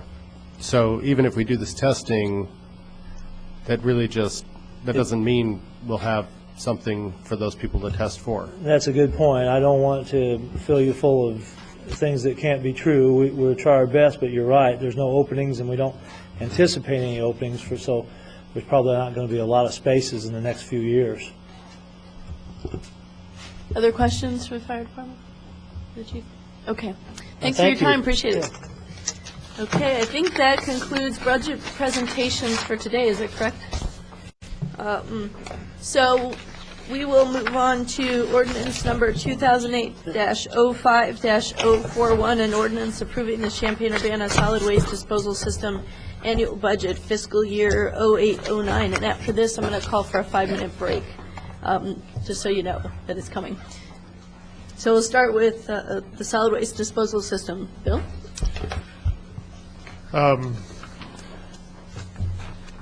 The Champaign-Urbana Solid Waste Disposal System is an annual budget consideration. Representatives from, Mayor Pressing and Steve Carter from the city of Champaign have met to look at this budget, review the budget, sign off on it, and they, along with staff support, recommend this budget for the coming fiscal year. Again, this is for managing our landfill site and the closure activities associated with that landfill. Questions? I have a quick question. This is the same landfill that was leaching that we had to do remediation, or is it a different one? Actually, that's a different cell. It's a different cell? There's various, we call them cells, but different areas that the landfill was developed over a period of years. And that particular cell where the leachate occurred actually was not part of the cuss words budget. Cuss words, okay. So that's an Urbana-only cell? Correct. Okay. Along with U of I. What happens in 2018? Oh, with respect to the Hoseman agreements, you mean? Yeah. Or, well, Yeah, with technically, monitoring and technically, ensuring we safety. could stop doing that per the agreement. I think realistically, though, I mean, it'd be a council decision, but we'll probably continue to monitor it in perpetuity to a large extent. But by contract with the agreement, that's when that term would end. How big is the landfill? How many acres does it cover, do you know? I would have to get you that answer. It's over 100 acres, but the exact amounts I can let you know. And none of it is developed, is it 100 acres of undeveloped area? It's all totally been used now. Oh, it And, has been. So it's yeah. underneath development, largely. There are no more areas for landfilling activities. Actually, the Landscape Recycling Center occupies the majority of the site. We have a police, firing range out there. We also have a small storage area that's fenced in too. So pretty much the reuse, if you will, of that land is largely by the Landscape Recycling Center, but there's different cells that compose the entire site that were developed over a period of years, period of time, and this takes in a certain number of those cells or areas, not the entire landfill site.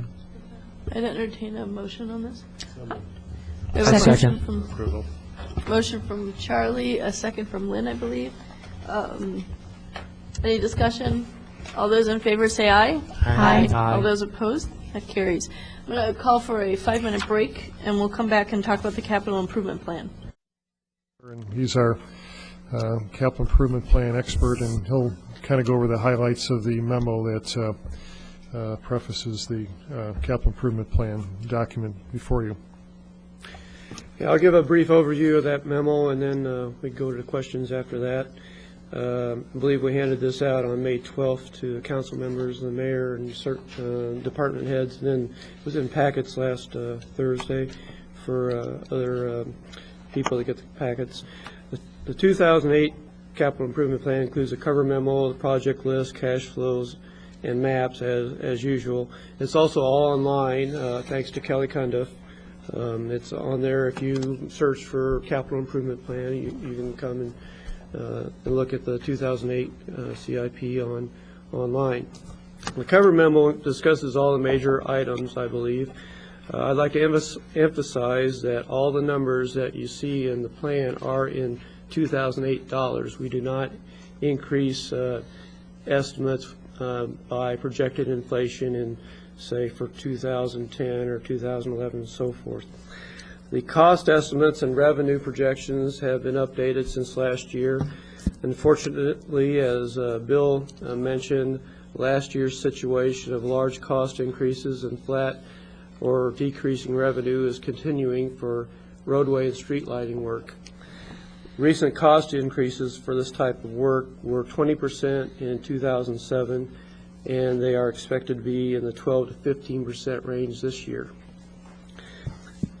In light of that, we've deferred projects as much as possible to meet the increased funding demand and stay within the projected revenues. If this if this situation continues, there'll be other deferrals necessary.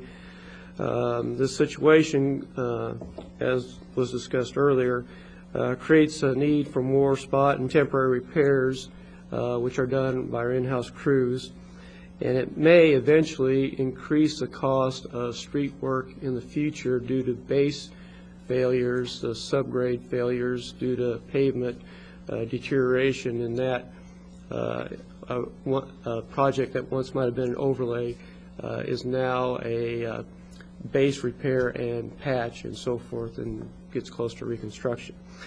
The sewer, going to the specific funds, sewer benefit tax is stable as of now. However, the MFT and capital replacement and improvement funds, which fund most of our contractual roadway work, are significantly behind the purchasing power of a few years ago. I believe I cited 2001 in the memo. The proposed project list is the minimum work recommended to be programmed at this time, given the current situation. Cash flows for MFT and capital replacement and improvement fund show negative balances beginning in fiscal year 2010. They also include borrowing for and repayment for 3 projects, the extension of Florida Avenue, the Windsor Road Improvement Project, and the Philo Road beautification work. For the sewer benefit tax, we are also assuming that we are to set aside $125,000 a year on average for interceptor and pump station work on the east side of the city. The projections do show an increase in revenue for this fund, but that money will be taken up by approximately $50,000 per year projected for lateral replacement reimbursements that was recently passed for the sewer benefit tax. And we expect the rest of the increase to be needed for annual sewer repairs and maintenance. The memo lists many other projects or program-specific decisions or assumptions that we have noted, either new ones for this year or ones that have been carried over from last year. Some of the more major ones are that the U of I pays 50% of all project costs in the university district, and that MVPS pays the other 50% for most of this work. Also, we are assuming that all recommendations or all recommended city facilities of the bike master plan are constructed at the recommended schedule. We've also included, as Bill mentioned, a projection of $25,000 per year for bike lanes, sign, etc. maintenance. Also, the average funding for miscellaneous pavement repair has been reduced by approximately $60,000 a year. Again, that means that the city street maintenance is becoming more and more dependent on our in-house programs, such as the crack and joint sealing that Bill mentioned, the asphalt and concrete street patching, the sidewalk work we do in-house, as Councilmember Smythe mentioned. And as the situation continues, we see that becoming more and more a major factor, and it's a major factor now, and that's one way that we can stretch our dollars and address immediate needs. One last thing, there is a large amount of TIF funding that's projected in the CIP this year. Many large projects in the downtown area, in the Provena area. We are assuming an aggressive schedule for the downtown projects, but we should note that we are not That's just a projection. There's a lot of decisions to be made before we pursue the schedule that I've shown. We do have a concern that if that schedule is pursued as we show, that there will need to be a substantial commitment for staff time when those projects come online for management of those projects. Another assumption is that we receive $1 million in, I believe it's federal funding for the Main Street Bike and Pedestrian Project. If that is not received, the project would have to be reevaluated and probably could be reduced or deferred depending on what the situation is at that time. In summary, there are many major projects included in this plan, but the situation that has been discussed before about the rising costs, astronomical increases, and either flat or declining revenues are a concern. As usual, there's a resolution included for adoption of the 2008 CIP in the front of the packet. So with that, I guess, have any questions? Just a quick question, in terms of procedure, are you looking for a motion from us to send this to council for approval? Ultimately, yes. I mean, if questions are all satisfied tonight, that could be a recommendation. It does not have to happen tonight. Okay. We're not under any particular time frame. If we have to go back and do some more research, come back with answers, that's fine too. Okay, so we can consider sending this to another committee as well. That's fine. I would just add one item to Doug's presentation, and that is this coming year, as we finish up our design for Windsor Road and then construction in 2009, 2010, that's going to be clearly the project that's going to dominate our workload, our engineering staff workload, is the Windsor Road project. So there'll be other projects, as you know, in the CIP, but this is a big, this is a $6-7 million project, and that's big for us, and that's going to dominate a lot of our time here in the next 2 years, kind of starting now. So. Okay, Brandon, go ahead.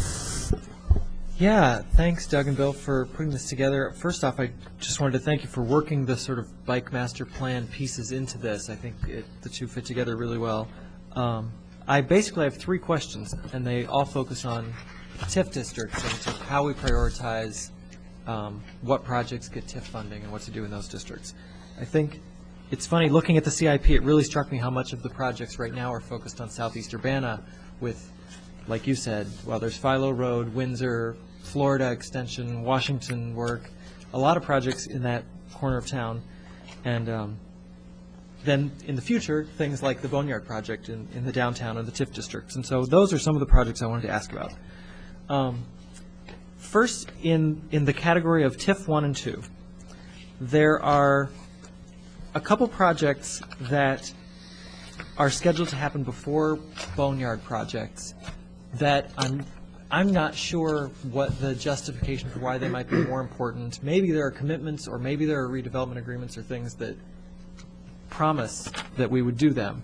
But I wonder if you could answer a little bit about the issue of Broadway streetscape from University to Elm, I think was one of the $1 million projects in the 2011-12 category. The Walnut and Water from Broadway to Vine pavement and streetscape was in the 2013 and 14 category for $400,000. And also Urbana Street from Maine to Oregon was a big $750,000 piece in the 2011 year. And those are great projects, and other parts of downtown and things are important. There's also a Ray Street reconstruction in 2010.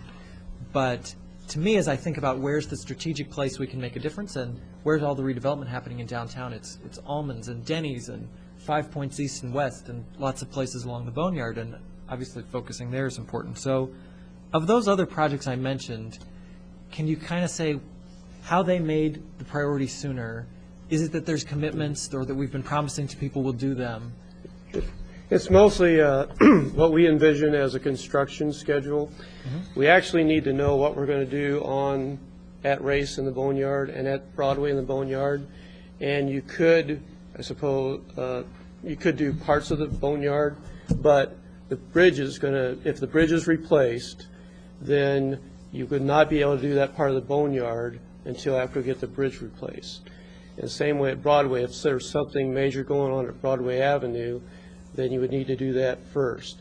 So it's more of a construction schedule, and as I said in the memo, also a lot of these decisions as far as the schedule and what the priorities are and the schedule are yet to be evaluated and determined until we get the final design and cost estimates and priorities, and maybe we're doing phases and so forth. But that's just more of a function of the actual building those projects. You're not going to be able to go through the Boneyard without addressing the bridge at Ray Street. And if you address the bridge, you pretty much are going to need to do the whole street. Broadway may not be as critical, but then again, if there's something proposed there, Broadway could be maybe shifted back to in later years, and the Boneyard moved up. I think that they're all going to be happening as far as considering, they're all going to be considered at the same time, and everything's going to have to be in place before you embark on one or the other project. As far as those there was a couple other smaller projects. I think those are just fitting in. We anticipate that the major projects would be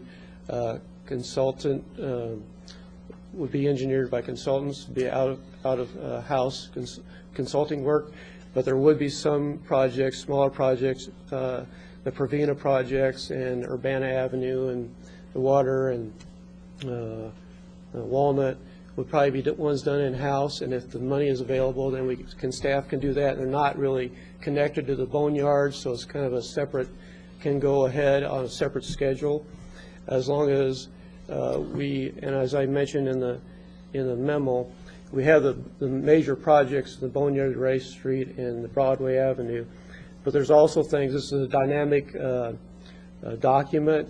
It changes.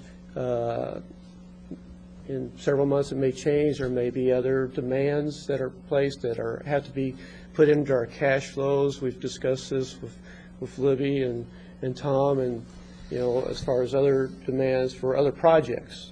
And so this will all have to be reevaluated at the time that the final design is done. But I think we're going ahead with the design on the Boneyard, and then we go on to the next step. Okay, thanks. Yeah, that makes sense, and that should just be an ongoing conversation about with some of those priorities, where the development's happening and which pieces we pulled the trigger on when. So I really appreciate that. In the TIF 3 category, there are a lot of important projects funded there. One of the things that I didn't see there was any work on the University Avenue streetscape. Now, of course, TIF 3 only really covers a couple blocks of University Avenue, but I wondered where in the whole CIP some of the planning for funding University Avenue streetscape work might come from in future years. I think we were waiting on what we know that like the Boneyard was a major council goal, and then the University Avenue streetscape is another one, but we don't. That's still in the real early stages of development. We don't know what we're looking at. Somewhat like with Philo Road, we were very early, about a year ago. We might have more information, or probably have more information next year. But as that comes online, just like in the downtown districts, you may have to reevaluate what's shown here, and kind of depends on in-house versus out-of-house engineering, funding, priorities at the time. Just to elaborate, Doug's exactly right. Probably the next 12 months, the corridor study will really kick in, and will be a lot more knowledgeable 12 months from now. A lot of public input, working with University of Illinois, and other major businesses in the corridor area. And that particular corridor, there's actually kind of 3 TIFs that kind of touch along it too. So, but to put a number in would be really not well founded. So I think we'll be a little bit better a year to 24 months from now. Yeah, for the Boneyard, we do have some rough cost estimates so far. Right. So that's otherwise, like last year, we did not have the Boneyard construction in the projections.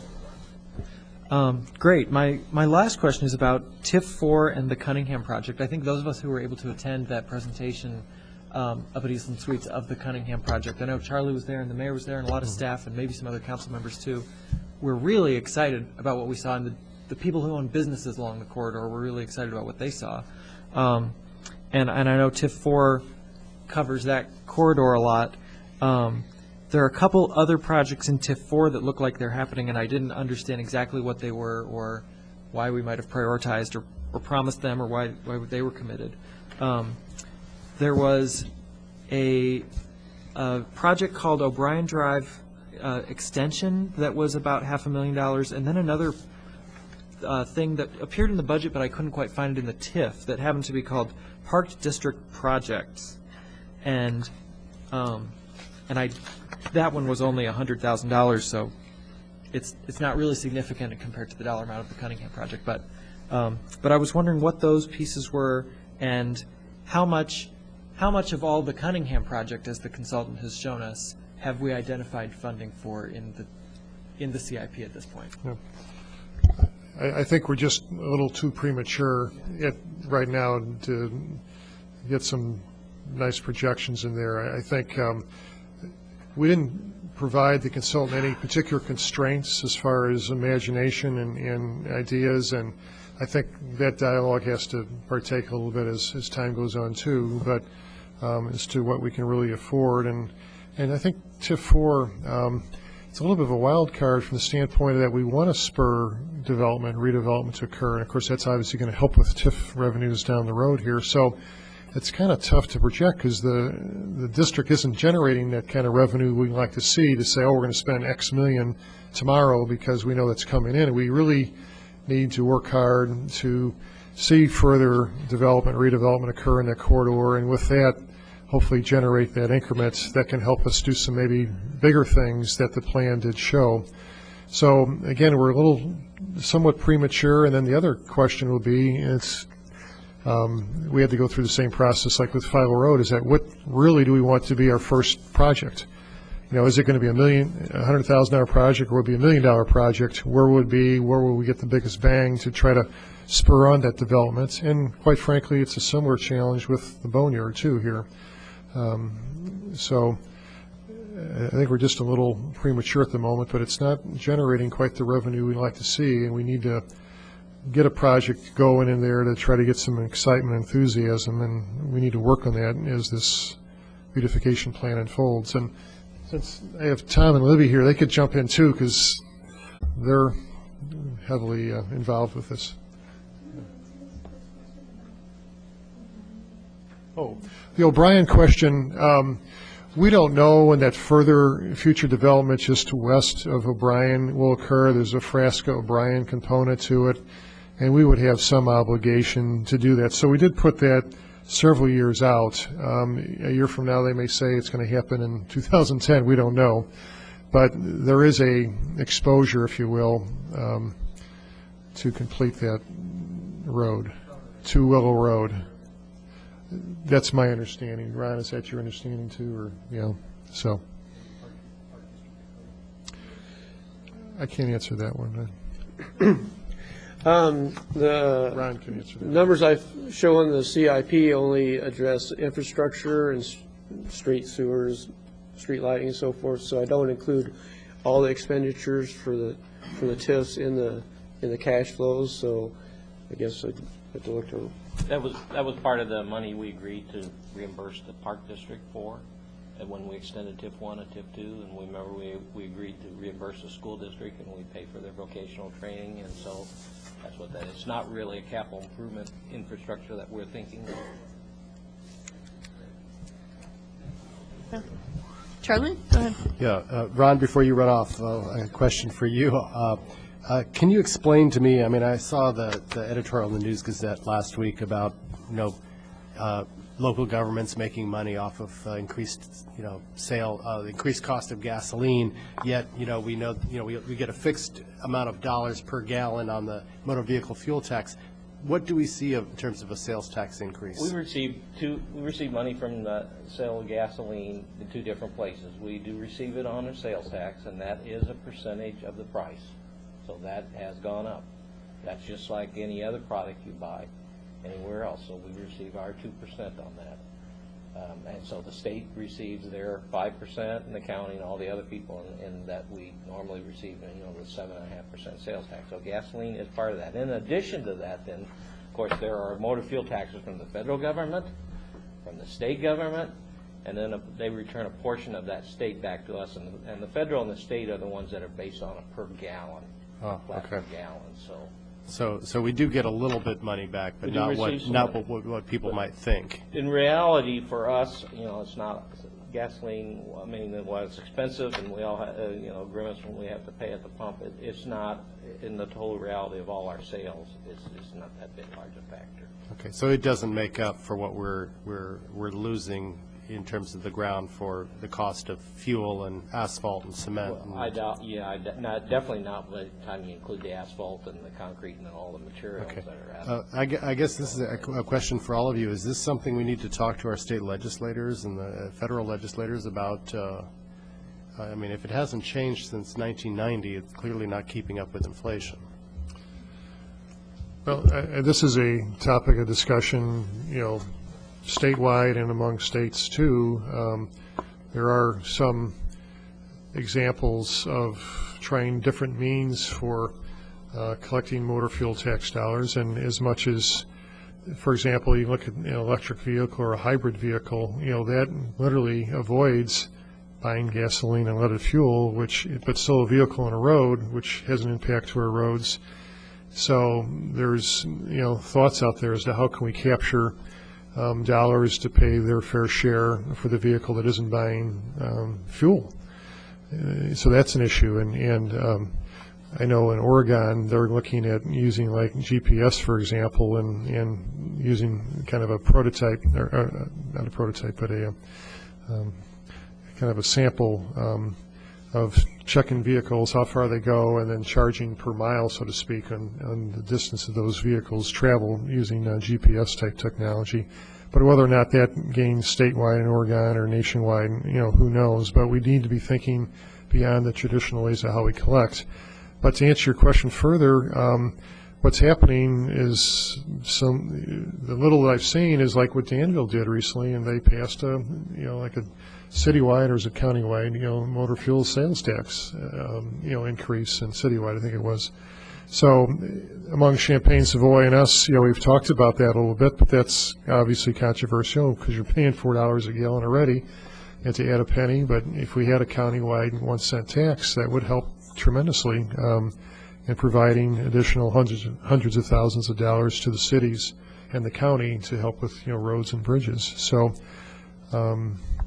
outside of that, and I didn't preface this with Ron, but another type of a utility tax that we've looked at through the years is stormwater utility. Many cities in Illinois and throughout the United States have adopted that. There are many expenses that we incur, especially in our operating budget, that could be funded by impacts with stormwater.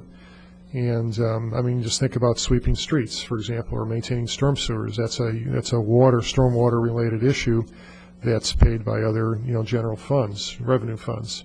But there are many communities that are charging a stormwater utility tax. Now it's another tax, and that has some controversy to it. But it's kind of like a true user fee, because if you have a rooftop, if you have a paved parking lot, if you have something that impacts rainwater, and we have to handle it, there are very quantifiable, definable expenses related to that. And now that type of a tax could raise dollars, and that could maybe help offset, our capital improvement replacement fund. But I don't know if you want to, Ron and I and the mayor could get together and suggest things, but those are some ideas. Our countywide or citywide motor fuel tax increases we've seen.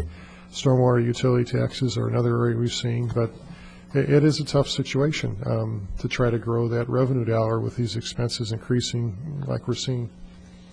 Mayor, go ahead. Yeah. Yeah. Ron, would you spell out how much we get from the sales tax on gasoline? Did you say 2%? Mm-hmm. So that would be 8 cents for a gallon if it's $4 a gallon. So what's the motor fuel tax per gallon that the city gets? Is it around 12 cents a gallon? Does it work out? I was thinking 11. Yeah.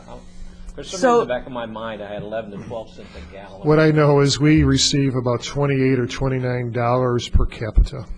Yeah. So our 'Cause it's 37,000 distributed- times 29 is Yeah. $1 million something. It's That's what we distributed receive. based on a number of vehicles, I think, for the city. Is that correct? Or is Per it person. population? I think it's per Population? Okay, Yeah. and it's vehicles in the county then? Correct. Haven't In looked the at it for a county's while. vehicles, But, you know, township is I thought, items. well, if motor fuel's cents per gallon, we should change it to a percentage, so it would go up, because right now it goes down. But there obviously, you know, technology's changing, so the tax system's going to have to somehow adjust to that. Charlie, you had some follow-up questions. Oh, yeah. Well, thank you for that. I think that, I mean, it's just something we have to consider as you know, because we can't let the streets and the sewers and whatnot collapse, but that's what's going to happen. If we have half the money we had 20 years ago, you know, things are going to happen. And public works projects are a great way to get full employment, frankly, but that's something that needs to be done at the federal and state level. We can only encourage it. The other thing, of course, is echo Brandon's statements on the bike master plan being included in here. I think it's a great step forward, and of course it's part of getting people from cars onto bikes, which, you know, hopefully we won't be taxing bikes per mile. Very small input. Very small impact. Yeah, very small wheels. Yeah. Anyway, so I guess one concern I have on this is, you know, I love the fact that we're going to go after money to do Main Street in a really significant way from one end to the other. But I'm concerned that over the next 2 years we're missing out a couple of opportunities here, and part of it is a safety issue. I think I'm seeing, you know, from my own experience, more and more bicyclists in the downtown area. Both because of what's there and because people are moving to bicycles and realizing how easy it is to get by bicycle to downtown and the shopping there.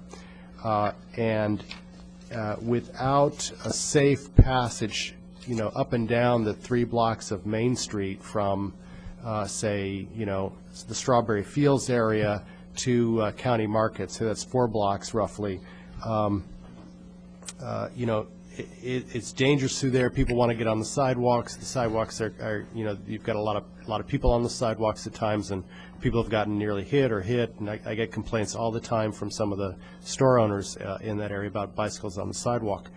Is there any way that we can do something temporarily on Main Street from from the Schnucks entrance on Main Street to Strawberry Fields to get bikes through there? You know, I mean, is it? You know, I realize it might be temporary paint, and paint has to be redone every year. That's what campus is having. I know it's better to paint after you know, redo the road, but is there a temporary solution for a couple of years that could get us to the building that would go along with this grant? I think we need to look at that and see there may be a temporary solution. I think before we do something, there is one meeting decision that ultimately the city council needs to make, and that is should be by the end of this month receiving the draft downtown parking study. Okay, and once we have that in hand, we do want to you know, have this discussion with the downtown merchants and everybody else that has an interest to talk about once and for all.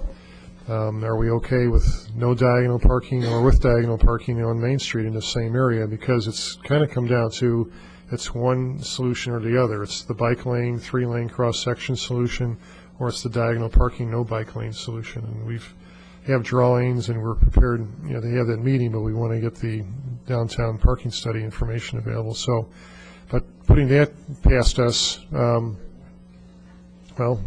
but we need to go through that process. So. But anyway, so that's one discussion we all need to have.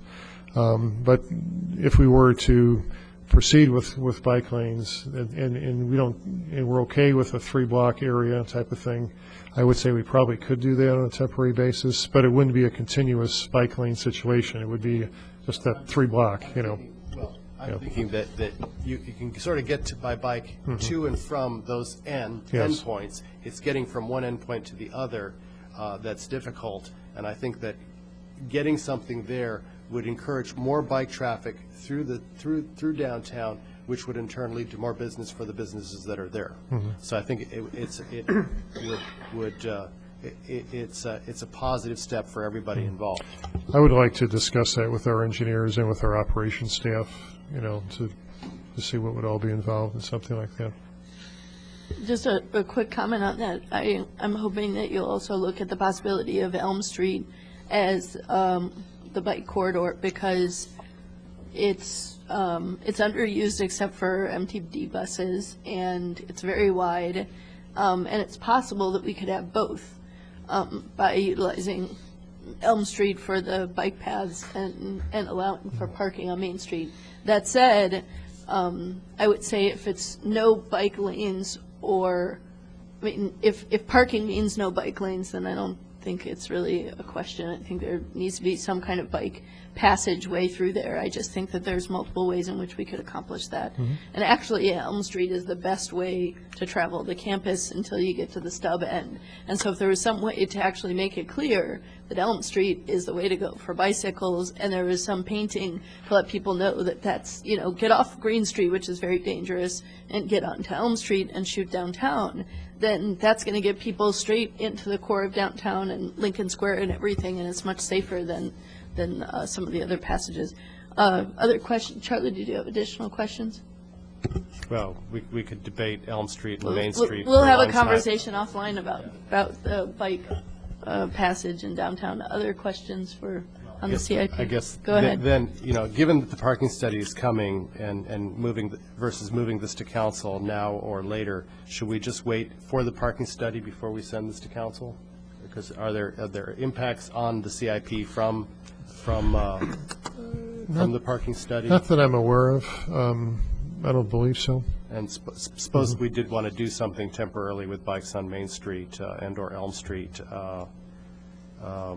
would we need to include that in the capital improvement plan, or is there enough flexibility in here that?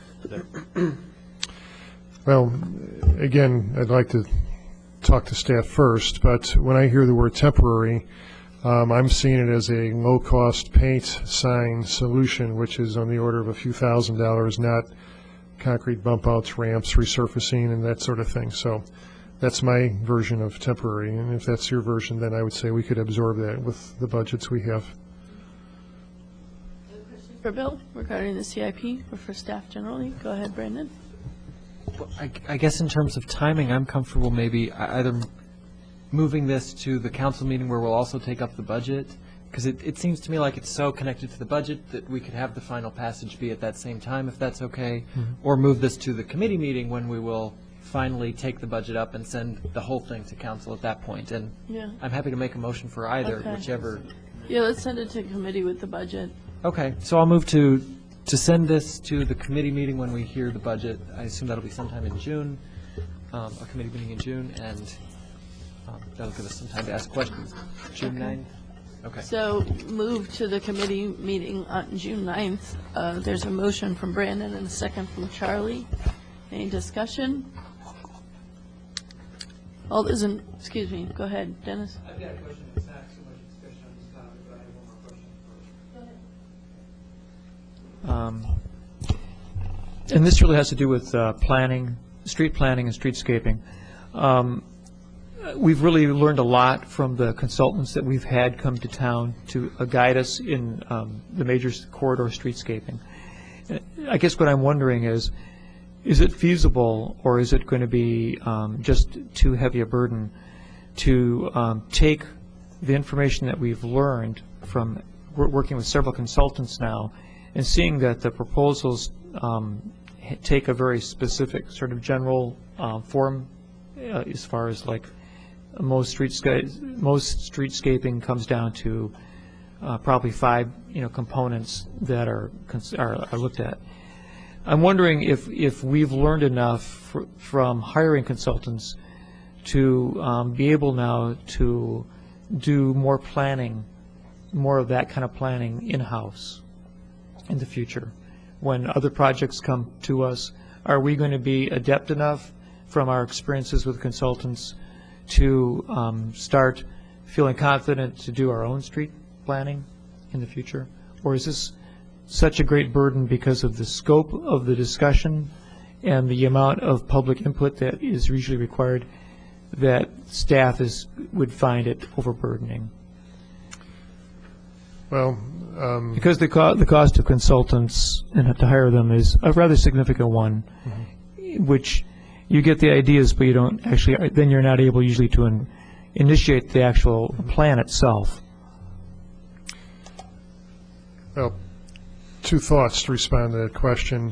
The first is there's a certain expertise that a CBA or SAA brings to the, or WANC, so that's 3 consultants, that brings to the table that we really don't have in-house, and that's the experience of doing this sort of thing. Granted, we have our downtown, but we don't have the scope and breadth and width of a variety of communities, a variety of ideas, coming up with themes and this sort of thing. And, the need of having skilled, landscape architect, designer type staff members, we really don't have that particular type of specific expertise. When it comes to the roadway, sidewalks, ramps, and that sort of work, we're fine, and we can do that. So I think we are paying for an expertise that, could we come up, could our Arbor Division work on some, planting plans and what have you? They probably could. But I think if you look at Philo Road or the presentation, if you saw the CBA, I don't think that type of vision and graphics you would have seen from in-house staff. Those are truly professionals. I think we're getting what we're paying for. That's pretty impressive what SAA and WANC and CBA have done. My other comment is that to your all credit, we're really working hard on a whole lot of projects, and we're maxed out. We don't have the people in-house. Now, if you want to hire more people to do it in-house, hire some landscape architects and maybe save some money that way, but we don't have any more room physically at Public Works anymore. We've got Gail, I don't know how he's done it, but I invite you to walk upstairs sometime, and from the original design in '93 to now, I think we have 4 or 5 additional workstations that we didn't have in the original design. The original design was kind of optimized anyway. So the physical space is we're kind of busting at the seams, and we would need to bring more people on. Again, I don't want to underestimate a Windsor Road and some of these other projects we do design in-house. Our staff are fully involved with projects already that you see in this document before you. So we really do need consultant help to take these extra projects on. I guess the third comment is the Boneyard Creek project and whatever phases we do there, that's going to be a real challenging engineering design with the buildings nearby, very tight constraints. I'm not so sure that Gail or I have the comfort level that I wouldn't want an HNTB or somebody with a wealth of hundreds of engineers in a house that have that kind of expertise to bring. That's going to be a tough design, Boneyard Creek project. So that one I would be very concerned about with in-house. We have great in-house staff, but that's a pretty structural engineering related. That's a pretty tough assignment. And so combination of those 3 answers, I would say, responses. Other discussion on the motion on the table? Okay. If not, all those in support say aye. Aye. All those opposed? We will talk about the CIP on June 9th then. Thanks so much. Appreciate your time. Next, we have social service allocations.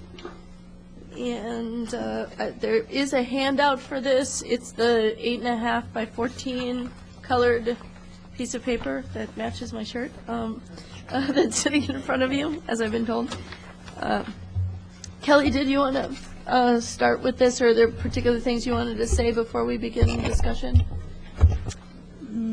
No, not that I can think of at this time. I'm more like, I guess if there's any questions, because I see this as for discussion. Okay. you know.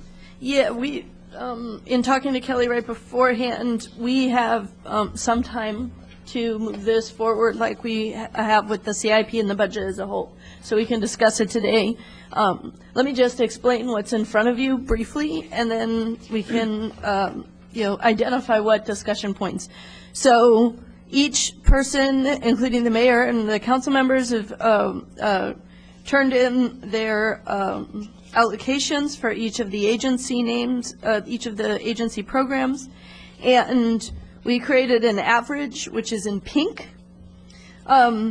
Then there's something that says POS motion. That means a possible motion. And that was my attempt to, and here's the criteria I used. It's the same as last year, which is looking at what the average is, looking at majority of council members and the mayor. So in this case, we're looking at, are there 4 to 5 people who support a particular, not only program, but also level of program. So you'll notice that the average is typically less than the possible motion because a majority of council members supported a certain allocation and someone may have put 0 and that person was in the minority. So we'll go with the majority sentiment in that case. In some cases, it was a mishmash of people being under and over what the motion is, and then I took the average in that case. Also looking at what they've been funded, and I added 3 columns from the other spreadsheet that Kelly gave out. So you'll see that there's a column next to a program called Received, and this is what they received in 0506, 0607, and 0708. So looking carefully at stability and funding over time, and then the requested amount is next to that between 08 and the average. There were just the motion does add up to the amount that we do have. There were a couple of items that were tricky. I'll just point out number 6, Marilyn Queller Child Care Center. It was a mishmash of people not funding it and people funding it. The Champaign 25, Champaign-Urbana Public Health District, the Urbana School Health Center program, which was funded for 2 years, then not last year. And I looked, and I don't think that they applied last year. They weren't on which is the reason they weren't funded. They didn't apply. Some folks went with last year's allocation. Some folks actually gave an allocation. Just wanted to be clear that the reason they didn't get it was because they weren't funded. They didn't apply last year, and they had applied in the years prior. Number 42, which is a new program. Interestingly enough, some folks funded this at a fairly high level and some not at all, so it was a real mix. I went ahead and made the motion to be the average in that case. And then it doesn't have a number next to it, but it would be number 47, the City of Urbana Emergency Relocation Assistance Program. The motion says 0. The majority actually does give funds to that. That was partly me trying to get it down to the amount of the motion, but I did want to point out that that is an exception that says 0, but there are a majority of people who wanted to give, in one case, a very small amount. So that could be a point of discussion. The last thing, I'm sorry, I didn't ask you this before, under 18, Urbana Park District, Victory Park Community Garden, the allocation that you gave was $12,000, and I thought it was an error, but I checked with Kelly, and that's what it said. So the average there is going to be off. Just a note to you that the that although Lynn supported parks, $12,000 for an agency that asking for $1,000 was an error. So the average there is going to be off, and that's why it says $2,000. So we can, open this up for discussion at this point. Brandon? Yeah, thank you for putting this together. This is very helpful, both Kelly and Danielle, for compiling all this. The one piece, I think the tricky ones you mentioned are tricky, and I think for the most part, the doing the averages and doing the things you did works. The one that I wanted to sort of raise or make a case for was number 47, the City of Urbana's emergency relocation assistance program in situations of condemnation. And that is one that, like you pointed out, 5 of us did say giving funding to, and the average was $2,000. We haven't discussed this program a lot at council. It was mentioned in one of John Schneider's memos with the annual action plan a few months ago, but we didn't really talk about it a lot. But behind the scenes, there's been a lot of talk about it at the CD Commission, the tenant union advocating for this. John and I have had months of email back and forth about how to start this. Libby was involved in the email chain for a long time. And the idea is to have some pilot program, just a pilot, to begin to see how the city could help people in the case of an apartment building being condemned, when people that are low income might be kicked out of their building because the city condemned the building, and how we could help them relocate. So there were a lot of discussions about where to fund it, and some of the ideas were, well, can't we put this in the annual action plan and fund it with other CDBG or home dollars? And actually, because of HUD regulations, it didn't make sense to tie it to those dollars, because HUD would then require us to go under a whole other level of scrutiny and fulfilling things that we aren't ready to do. So this was a really strategic idea of, what about funding this pilot program for 1 year out of our social service, even though it is a City of Urbana thing. Everything else on the list is some other social service agency, but this is funding ourselves, which I know is weird. But the idea was to have a pilot program for a year to address this kind of unique situation. So we haven't talked about it a lot. Maybe we could discuss it more so council members have a bigger sense of what this program and the pilot is. I'd like to find some creative way to fund it in the budget somewhere during the next month, because it's been a long-running discussion. I have 2 questions on that, and maybe we can talk about this piece and then move on to other parts of the budget for both of you, since you've been part of the discussion. The first is, I'm not sure why, when we condemn a building, why the city would pay for relocation and not the landlord who let the building run down, such that now the tenants have to leave. So it seems like a subsidy to a bad landlord to me. That said, I want to make sure that people get relocation assistance. That's actually the first issue I ever worked on before I was on council, was relocation of residents who are being pushed out of their homes. And the second question I had is, will it encourage us? I mean, I think sometimes there's a tendency not to condemn a building because there's a lot of innocent people whose lives are severely disrupted, and I'm worried about there being a fund that all of a sudden gives us permission to condemn a building and disrupt people's lives. So, I don't know if, Mayor, did you want to respond to that question? Okay.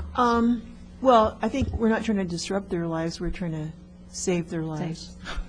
But I wondered, I like your point about subsidizing the bad landlord. Maybe what we should do is have an emergency fund and then try to recover it from the landlord. That's what I think. Get the city attorney to try to recover it.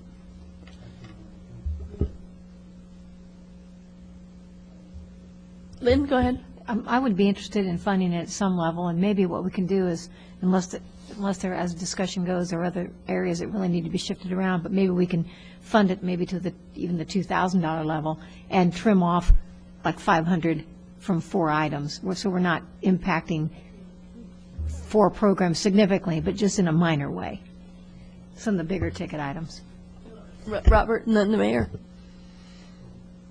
In my experience with relocation as it relates to the federal and the state, it's basically the owner is responsible for that. So I think the idea of recovering it is a good idea, and it does. It would bode well for the city to make those landlords accountable for that kind of activity. Mayor, go ahead. This is a different topic. Number 16, Eastern Illinois Food Bank. It's my understanding that there's a lot more demand on food banks now. So that's the reason I put down their request, but, I don't know if we need to change it, but I think there really is a big increase on demand. Other items to flag? Maybe we can look at what items are up for discussion. Oh, Robert, go ahead. I'm still going to make this appeal, and I think it's one that I made each year. We've dealt with this subject. As we can see, it's getting increasingly more complex every time we look at it. The allocations are, in terms of trying to get everybody satisfied. I think we need to have an incentive program where we have people with like services join forces so that we can fund them at a higher level. And they would get incentives for, if they join forces with another agency to, let's say, are dealing in like subject areas, they would show that justification that they are joining with another agency. That way, they would be eligible by points or some form to get more allocations. Because this is going to go down pretty soon. We're just going to be nickeling and diming it after a while. Just a question on that topic, because I've considered that too as we see the numbers rise. I also thought that when programs have to coordinate with each other who usually don't coordinate, sometimes we see administrative costs go up and actual ability to serve people, the dollars that go to serving people, go down because there's this coordination mechanism that wasn't there before. So I guess I'm wondering, since you served on the commission for a while and you have a background in this, what your response to that is, or what your reasoning in terms of whether combining forces is actually the most efficient approach. Well, I think they would have to justify how they're using the funds, and that's the determination we would take a look at in terms of, if it's just to pay salaries and the salaries go up, we can make note of that easily. That's not a problem. But in terms of providing the service for the people is what we're giving them money for, and we should try to make that as clear as possible in the guidelines that we set forth when they join. If that makes sense to everybody. Other comments, Dennis? I'd just like to thank all the council members who indicated basically what looks like full support for number 46, which was the Regional High School Construction Education Program. It's a pilot program that is trying to recreate an opportunity for construction teaching in the middle school and grade school. And I know it came to us late, and it looks like most people have supported it very much. So I just want to say thank you for that very much. Other comments? Charlie? Yeah, in quickly looking through this, I see two items where there are 4 out of 7 supporting something, yet your motion has 0 for them, and that's 25 and 26. It's 4 out of 8, actually. Oh, okay. But You're 20, right. Okay. 27 and 28? Yeah, 25 and 26. 25 and 26. That's okay, you're right, it's 4 out of 8. Yeah. Okay. And so in that case, it was a tie, and it failed for that reason, but certainly, we can move what we want to move. Okay. But Yeah, maybe you could. I just feel that, having visited the school health center, I consider it a fairly important program serving folks that would probably not otherwise get access to health care. Of all the ones on here that I feel most strongly about, I'm comfortable not having to, not expanding a program at number 26 as much as I would like to, but I think 25, the public health district, the program at the Areta School is an important one, and I'd like to see it funded at least at some level. Okay. Lynn? I have some pretty strong feelings about that as well, having visited and talked with some of the providers there, and they do a very slick service. The facility itself is very clean, well-run. They fit a lot of appointments in. They seem very efficient, and clearly it's a definite need and utilized fully. And the wait is not very long. It's an excellent service and very convenient for those kids who can't often afford appointments. Mayor? I guess my question would be, they didn't apply last year. Why didn't they apply? Yeah, my question too. Kelly, do you know the answer to why the school health center didn't apply last year? Yeah. I know there was some staffing changes. There was new leadership, I know. Okay. Heather, did you have a Well, question? no, I didn't have a question. I just echo Lynn and Charlie's sentiments. My daughter is a freshman at Urbana High, and she had hurt her thumb, and we had taken her to the emergency room, and later through the week, one of her teachers actually said, you should go down to the health center and have them take a double check at that finger. So she went down there, and she told them what they did. They sent her on her way, but I mean, just in the middle of the day, a student in the school was able to go down there, and and they took care of her and did a good job of it. So I would just echo the sentiments that it's a great service. Lynn? I'm not sure why they didn't apply last year, but one good feature of the program is that they provide school physicals, allowing those kids to play sports and get involved in extracurricular activities that they might not be able to if they couldn't have access to that physical. Yeah, and on that topic, I flagged it as one of the ones we should discuss, in part because I'm one of the folks who said zero, but actually I very much support the program, and I just had the concerns of why they hadn't applied, and also whether what kind of funding sources, other funding sources they have, so that we can look and see how important is Urbana's portion of the funding. Could be that they have other legs to stand on, and so I would be open to changing my allocation such that there would be a majority for that. That's a program I would support. Laurel? I want to say that I'm really a big supporter of school nurses.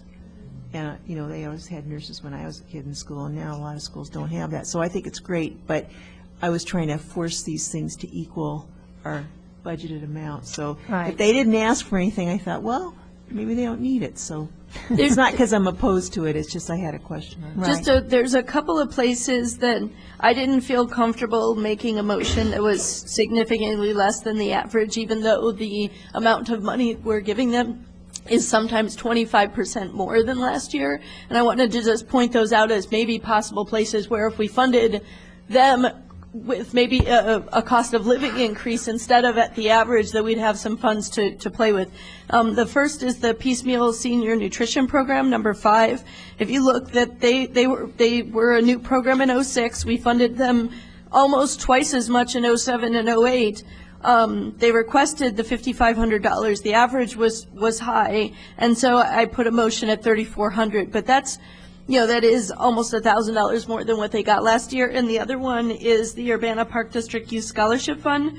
We funded them at $3,000 last year, and the average was a little over $4,000. So I put them at $4,000. But that's a potential place that we could look as well. So one of the things we could do is maybe leveling out programs similar to what we funded last year in certain cases, and then being able to provide additional services. Go ahead. That seems like a real reasonable approach to access some additional funds for the school clinic. I guess in terms of process, I just have a question. To me, it seems fitting that we give you two feedback tonight, and then you, rather than we rework all this in great detail, you come back with a plan, a second plan. If you're comfortable with that, we could do that rather than trying to formulate a motion on the floor. I think that makes some sense. I mean, and if you don't like what we come back with, then you're welcome to make amendments to that motion. Right. So, okay. Other comments then, or other piece of input, Charlie? I know sometimes we've also found some other monies, other programs that would be appropriate for some of these things in the budget. I wonder if 46 might not qualify for a different source of funding, as would 47, our own city program. And maybe there's some other money that might be identified for the school district for the health program. So, we're sort of $10,000 short here of what I think we'd like to be able to do. Surely we can find it somewhere. Good question. With number 46, I wondered why that hadn't come out of a TIF program, since we fund VOTEC out of TIF. Was it because the TIF program is pretty active this year and we have a lot coming out of it, or was it because this was really the only place where we could have the kinds of restrictions or lack thereof to do this program? Do you have a sense? Well,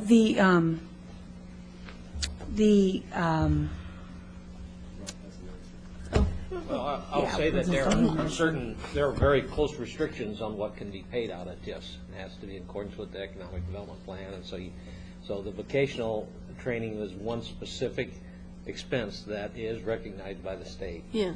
So we already pay VOTEC things, and this is vocational technical training through an apprenticeship program, as I understand it from reading the application. So would this qualify for TIF funds or not? I'm not sure about that, and we'd have to ask the school district, because they have plans for their vocational training money that they're going to use, and so if you're suggesting that we would switch this around, we'd have to. No, I don't think so, because that would be disruptive to their current programs. I guess I'm thinking of adding. I'm not sure. And this may be something that is a question that we have staff bring back and answer to rather than. Yeah, go ahead. I have a copy of their application, actually. Okay, go ahead, And Libby. just looking at this, this isn't the school district, which is a taxing body that we pay the vocational training funds to, and the site is in Champaign and the office is in Rantoul. So I really think it's far afield from what we customarily can do with TIF. Okay. The school district's not a sponsor in this program? It's That's what more I than thought it just was a one. sponsor. It's a lot of different school districts. Yeah, that's what I understood it to be, but I knew that the Urbana School District was a sponsor, and so I guess it's a question that maybe we could explore. Mayor, go ahead. They're going to serve Urbana students and Champaign students, and it's sort of a cooperative effort. And it's something that we've been interested in for a long time, and if we're going to fund a school program that would be year-round, I think they gave me a budget of about $100,000. So this is kind of like a small step forward. Then if this is a pilot of something that's going to be bigger, we need to find a different source of funding for this if it's going to become permanent. This isn't a good place, This isn't a good place to be looking for money because it would use all the money up. Because if it's going to grow and be successful, we need to get more creative with the money. Go ahead, Dennis. Yeah. The program itself costs 3 times as much, and other agencies have already donated and volunteered funds. This would be the Urbana share, and it is the first time they're trying this out. They are, of course, looking to establish more of a permanent program in conjunction with other school districts and nonprofit organizations. But at this point, this is the very first thing that they've been able to physically pull together. Another thing I'll just point out for the discussion is under number 6 was the first thing I mentioned. It received variable funding. It's the Marilyn Queller Child Care Center. They weren't funded in 05-06. They were funded a very small amount in 06-07. They weren't funded anything last year. I forget whether or not, I think they didn't apply last year. They didn't apply. When I looked, they requested 3,000. It may be that we bring them online in the future and not right away, and that would be $1,300 because it was a pretty mixed bag in terms of support. Now, there was a majority support for that, but it was shaky support, and they're a fairly new program in terms of us funding them. Whereas some new programs, there was really solid support for, like, day treatment program for adults. So that's another place where we could look unless there's, strong objections to that. Go ahead, Mayor. Well, I think it's important to reach children when they're very young, and these are for very low-income children, right? Yeah. So I think you get a lot of return on your dollars the earlier you put the money in.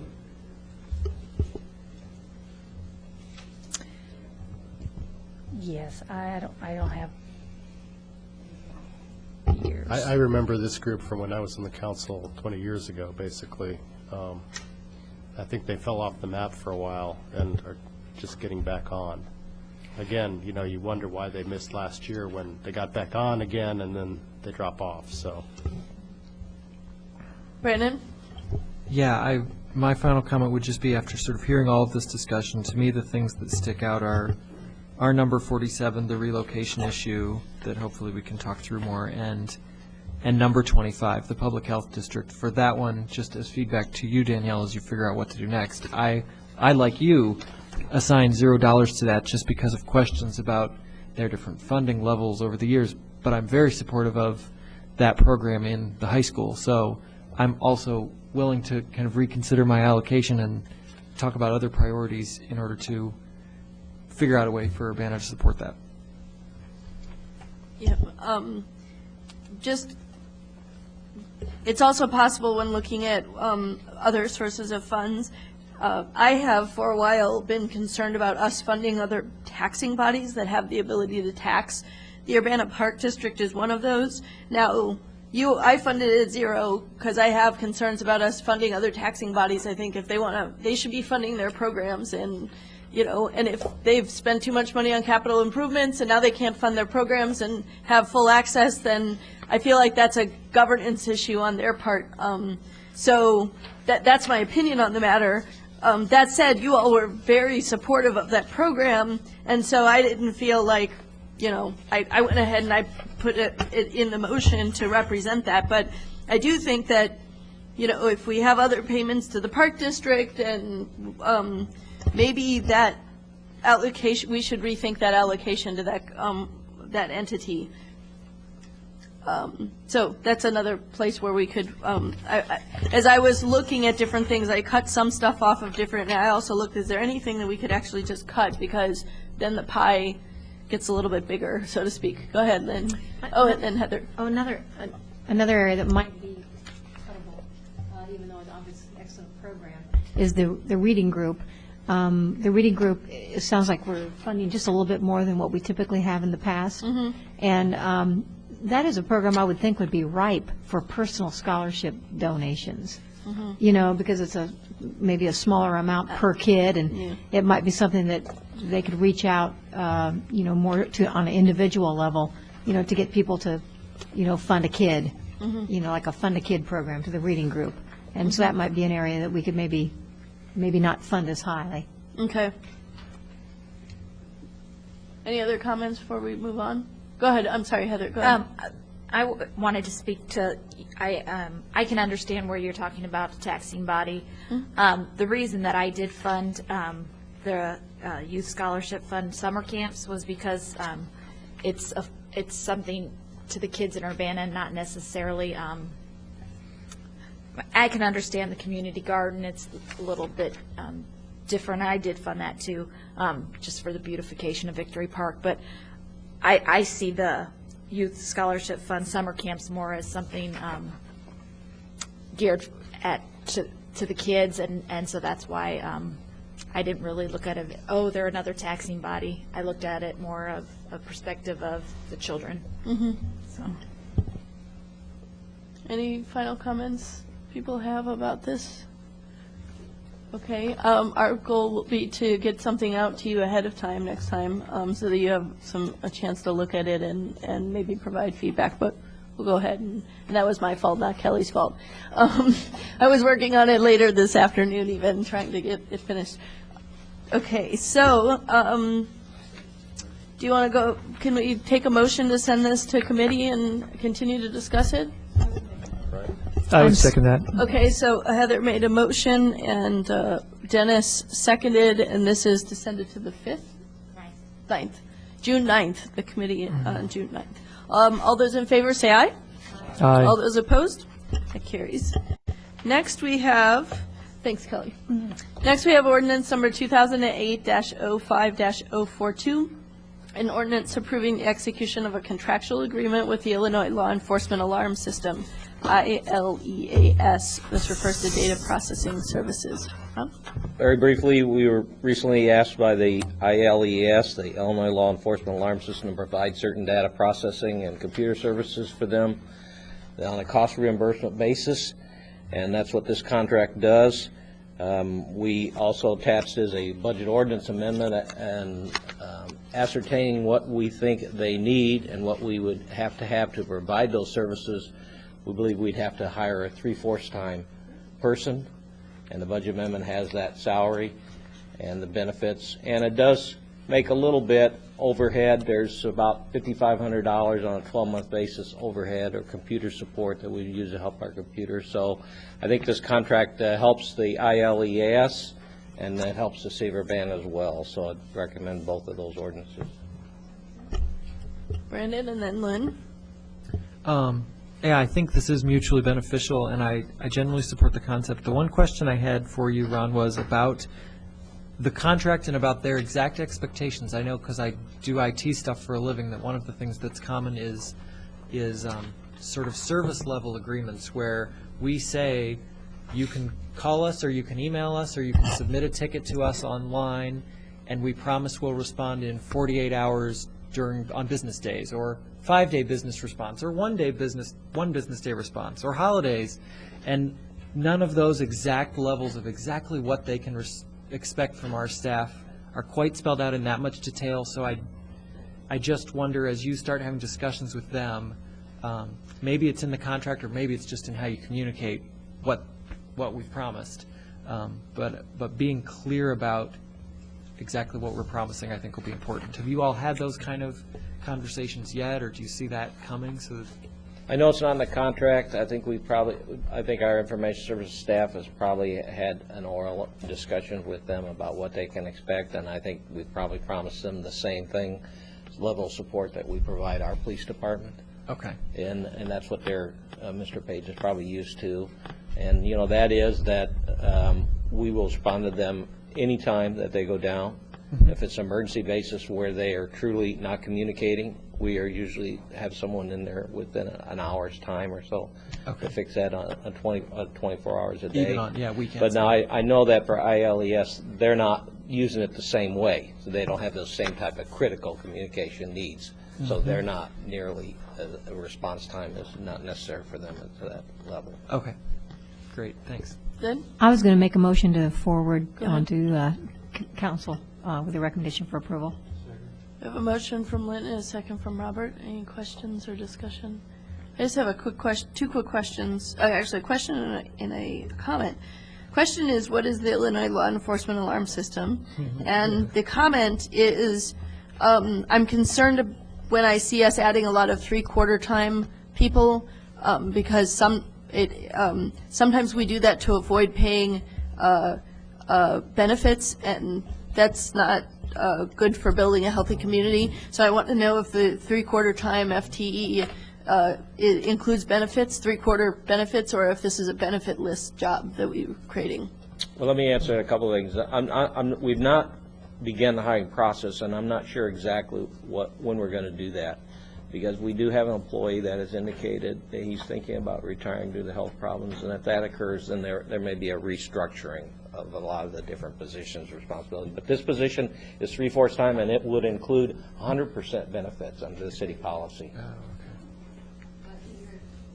Happen to know what ILEAS is? All I can tell you about is it's anti-terrorism money that comes from the federal government and is passed down through the state, and they apparently have a lot of it. Illinois Emergency Alert System, or There, lot. but I don't know what that is. Is it it's on East Main Street, though? It's on East Main Street. But It is an anti-terrorism thing. Okay. You want to know what ILEAS is? Yeah, I want to know what ILEAS is. It's a mutual aid for police departments throughout the state, statewide mutual aid agency. It's similar to MABUS. The fire department equivalent is mutual aid box alarm system is the fire. And actually, we're in the process of doing a public works statewide mutual aid agreement. They coordinate existing personnel, or they have their own aid personnel, like police and... ILEAS has their own employees that are located over there at the county complex, or soon to move into the old nursing home, or the newer portion of the nursing home. They're remodeling it with Homeland Security money. But this is a statewide organization, represents all the police departments that are a member of the ILEAS. Here, Mr. ILEAS can answer it better than I can. But, Go ahead. That's what it is. Okay, So. go ahead, Mayor. They do training, and they have a huge complex. They took over the old nursing home, which had relatively modern additions, but the police chief knows more about it, but I did take a tour. It's very cool. What's ILEAS? Chief? It's Cornelius? ILEAS, the Illinois Law Enforcement Alarm System. It's a mutual aid system, much like the fire departments have had for a long time. Most police departments in the state belong to 700-800 different agencies. If we had a disaster, I'd make one phone call, get 50 agencies contributing Okay.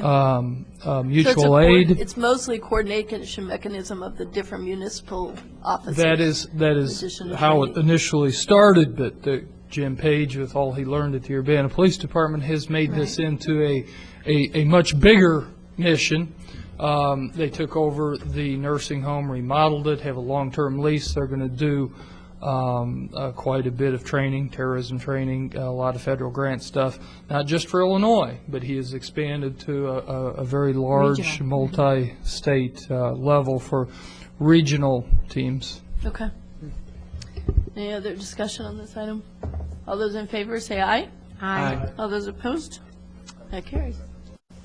That's just for, now we have ordinance number 0805043, an ordinance revising the annual budget ordinance, and this is for the Elias Personnel Services. Is there a motion? So moved.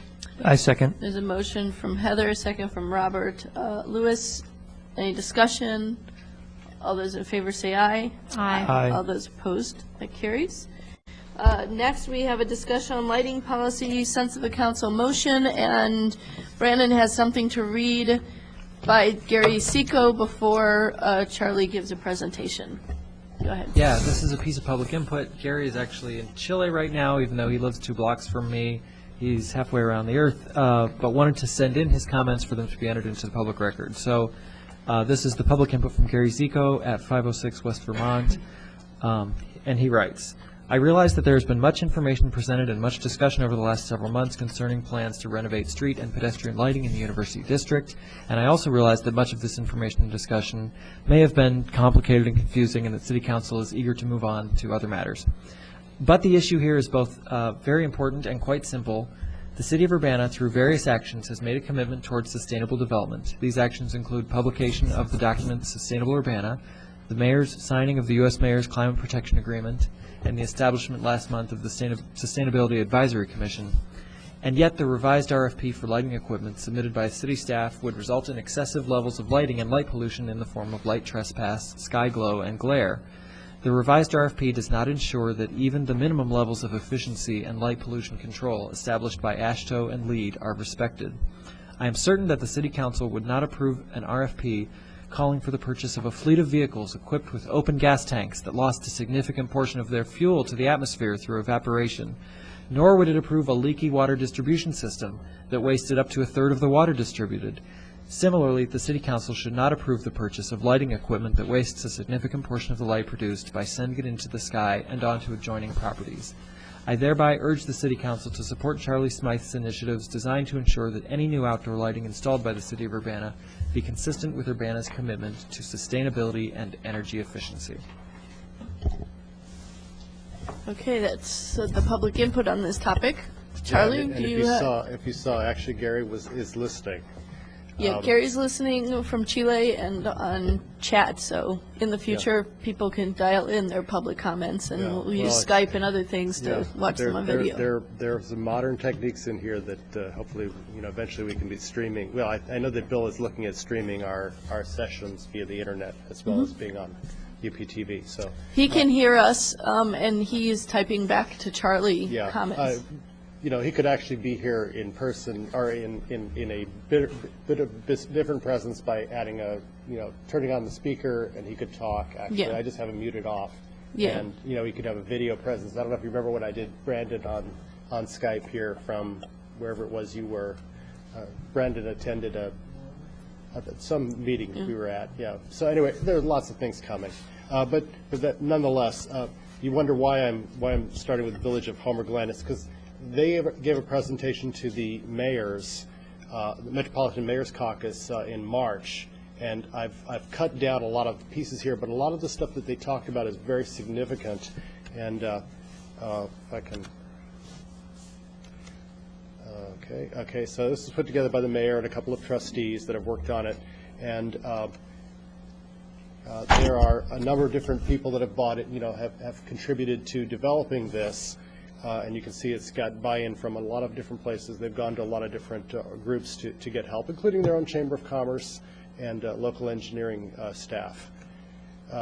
They've got a mission statement, which you can read real quickly, but it's basically, they're a small community outside of the main parts of Chicago, and they're trying to preserve some of their local heritage, some of the features that make them an appealing community. Oh, okay, I can put it right in front of me here. How's that? Okay, there we go. And so they've worked on this for a number of years. Flagstaff, Arizona is debatably whether they have the first lighting ordinance. There are other places that created lighting ordinances in response to sports stadiums and stuff like that. But there's a long history here. They've worked on it for 6 years, and they passed something. We are not alone in looking at ordinances like this. In fact, we're very much not alone. We're not bleeding edge. This is not even leading edge. You've got 8 states that have done something significant, either full-blown lighting ordinances that apply to everything, and 3 of these are strictly road-related. And the top 5 here actually looks at the 5 states that have the best policies for road lighting, road and pedestrian lighting. But there are 6 reasons for doing good lighting. And, you're minimizing light pollution is just one of the 6. A lot of people think that's the only reason, but actually conserving energy is probably the bottom line. All of these items here really relate to sustainability in one sense or another. Protecting environmental areas. You heard John Marlin speak to it earlier. Amy Ando spoke to it last week. There's 7 points here. I can't count. Sorry, it's late. I'm very tired. I have learned more about lighting in the last 6 months than I ever intended to in my lifetime, and it's consumed a lot of my time. And my garden is suffering. So, I'm taking up a lot of your time too. I apologize. Anyway, so there are public safety issues. You can see what these are, and here's an example of what happens when the lights go out. And I'm assuming that the house this is the same house before and after, or after and before the Toronto blackout in 2003, and you can see the Milky Way. And I assume they're using cameras where they, keep the lens open for a minute or something so they can get a good picture. And I'm assuming that there's some kind of alternate power source being used in the house to get the lights showing like they are. But this is the difference of lighting versus no lighting. Just for those who remember, we've heard discussions about the ecological consequences of overlighting for trees and animals. Here's an example of a very glary type situation where lighting is just basically going everywhere. You can't see well when things are this glary, and clearly you're wasting energy, which means you're wasting the taxpayers' money. The bottom line in all of this is saving money. And this is actually a street in Champaign taken by Mike Lockwood, who was going to help me with this, but he had to work tonight. This is his street that he lives on. You can see that there's snow and a little bit of snow on the sides, so it's melting and so on. And you can see it's very glary, and it's dangerous. Now, there's a couple little animations here. If you block out the glare, you can see a little bit clearer. And note the stop sign here that is located in the circle. Okay, so glare really is a safety factor. You need to minimize glare. That's the point of this slide. So more light does not necessarily mean that you make things safer. It's how you put that light on the ground, where you define it going. Then you've got light trespass issues. How many of us are annoyed by light shining in our windows at night? And this is not quite a before after. It's two different buildings. I thought it was a before and after until I looked at it closely. This is, the top building is a building with, your sort of standard globe lighting, non-cutoff fixtures. The bottom is a building with cutoff lighting in the parking and properly designed lighting that enhances the building's features. And frankly, I can see a lot better in the bottom one than the top one. So basically, this is a good lighting design in the bottom. The ordinance goes through a lot of different things about setting standards for development so that things are fair. They give some lighting suggestions here, for nice looking. They have, they define what outdoor lighting is in their ordinance, talk about who's affected. This is the one I want to get to, which is, don't use any more light than you need and shine the light where you need it. That's the whole point of modern lighting policy. And they have a whole series of things that talk about conformance and illumination and their various standards and what's prohibited and so on, which I've skipped over, except that I wanted to show this one particular one. I'm sorry, I didn't remove the animation here. Missed that one. Again, what is full cutoff? It's basically light that doesn't shine above the 90 degree or the horizontal. There's no light above it. And you've got on the right here, you've got the top one is your traditional non-full cutoff lighting. You have all this light going above.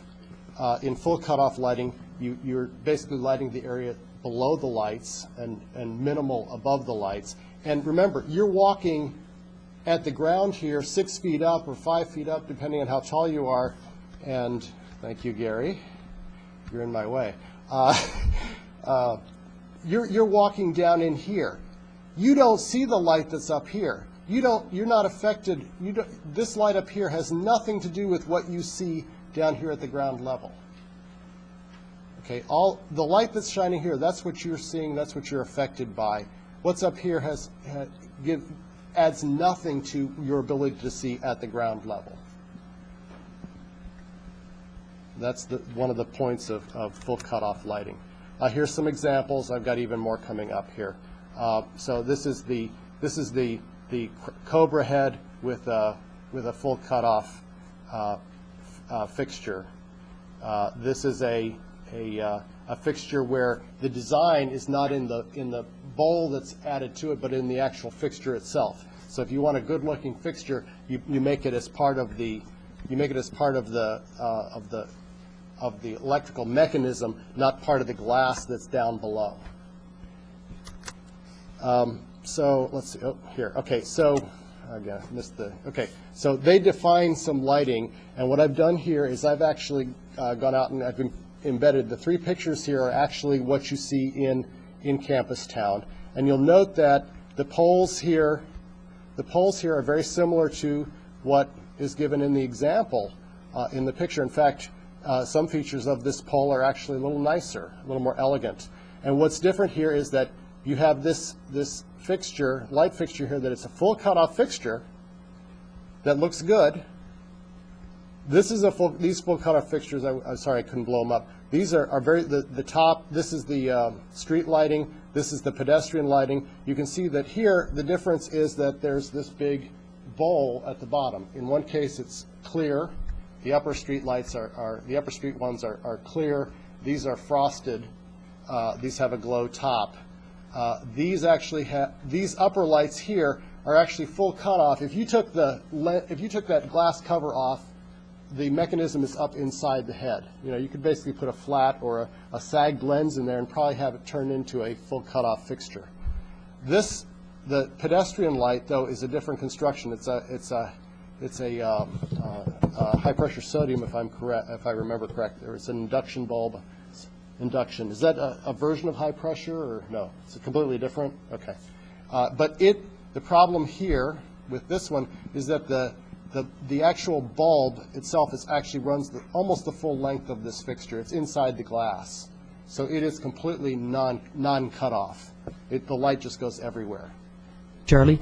Yeah. So it looks like what you're advocating is basically like a spotlight. No, you don't end up with a spotlight. Okay, because the light distributes itself out like this. Remember, the whole idea of a full cutoff and properly designed full cutoff light is to give you light at 165 degrees roughly, and to minimize the light in the upper pieces of that, because it's the light in that 0 to 10% and the 170 to 180. Let's see if I can go backwards here.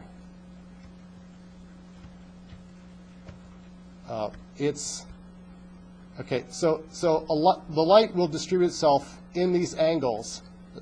Part of it's depending on what kind of a lens, what kind of a flat lens, because the lens distributes the light downward. So you get distribution of light like this, but in this segment right here, you want to minimize this 10%, the light you have in this 10%, because that's what contributes to glare. That's the light that's hitting you straight on.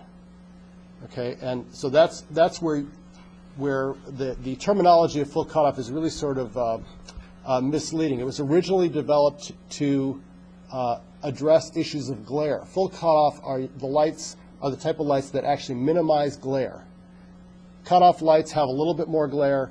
Semi-cutoff lights have have more glare, and so on. So really, it's more a measure of glare than anything else. So my point is that I think that we can have lights that look very similar to campus town lights, but with different lenses on the ends of them. Use a flat lens if you really want that design, or go to something more like, we could use the same poles. Where's my mouse? Lost my mouse. You use the same poles, but a different type of fixture that might be similar, but looks almost, but has the effect. Can I have a question again? Yeah. One of the things that you brought up before was that Campus Town was over bright. In other words, it had been over designed for illumination. Right. So even if you didn't change the fixtures or the bowls, but if you selected a fixture that had a lot lower wattage so that there was a softer light rather than a bright light, wouldn't that actually address the glare as well? No, the glare is a product of contrast and the angles that are involved. And the other issue here is waste. If you use a non-cutoff fixture, you're wasting light upward. The whole point of cutoff lighting is to save money because you're saving energy. You're focusing the light down where you want it. Full cutoff is the best way to save money by minimizing the wasted light. And so here's some examples. Calgary. Charlie, just pull your microphone. We're straining to hear you. I'm sure sorry. that people at home. Okay, so Calgary has went through a 3 or 4 year conversion, and it's saving $1.7 million a year in expenses. I figured it out. I calculated it out. They're saving $45.30 per year per light. I'm assuming these are $2005, $2006 before the current energy. So there's if we've got, I don't know how many lights we have in Urbana, but or how many lights there are in Campus Town, but there's money to be saved here, and there are all the other benefits as well. Maui is also converting its 4,000 street lights on the entire island. They expect to save $100,000 to $200,000 a year. Again, it depends on energy costs. Ann Arbor, we know, is doing an LED conversion, or they may have actually finished with their downtown, and they're expecting to save $1,000 a year, $100,000 a year. And actually, I read that they're actually testing a whole bunch of different LED street lights from a bunch of different manufacturers. So that's something worth follow along. Now here's an example of full cutoff lighting in a situation you'd never expect. This is full cutoff lighting for a sports stadium. Okay, so this left and right, this is close up and far away, two different locations, I think. I pulled it off the website that's listed here. But the comments from various people on the left was it's a really, really good design, and you can see the light doesn't really spill over too much onto the trees. There's the trees are lit up, but it's not much past that. And when you do the full cutoff design properly, you've got a well-lit field that doesn't spill out, and it doesn't look like this. Okay, that's what we typically are used to seeing from a sports stadium because they use lights that just bleed over all over everywhere. This is wasted lighting. Okay? This is the same amount of needed light, probably costs half as much because they're not lighting the sky. Again, this is the leaking gas tank example that Gary gives. And then finally, here are some these are actually full cutoff fixtures. And the reason they're full cutoff is because there's no glass.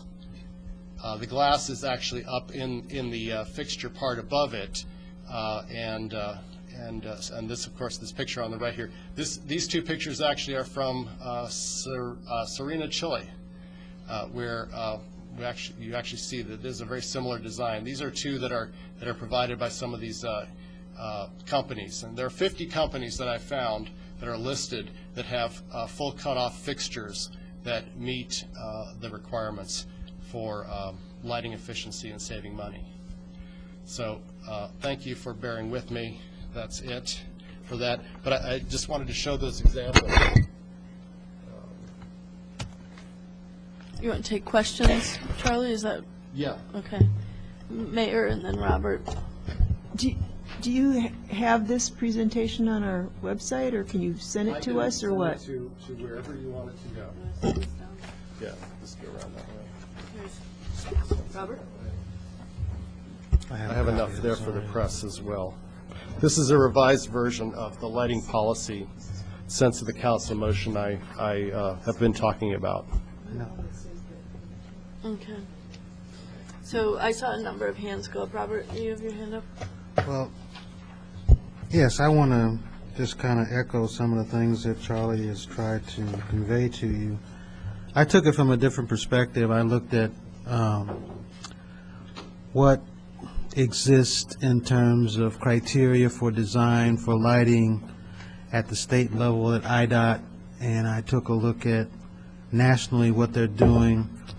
I looked at some of the brief overviews of how they've attempted to update that to technology today. And basically, they're moving awfully slow in terms of where they are in terms of cutoff lighting and full cutoff lighting. They can produce the same intensity of lighting, especially with the elevations they have on 20 feet up, and for the public lighting, they can produce all that with full cutoff lighting now.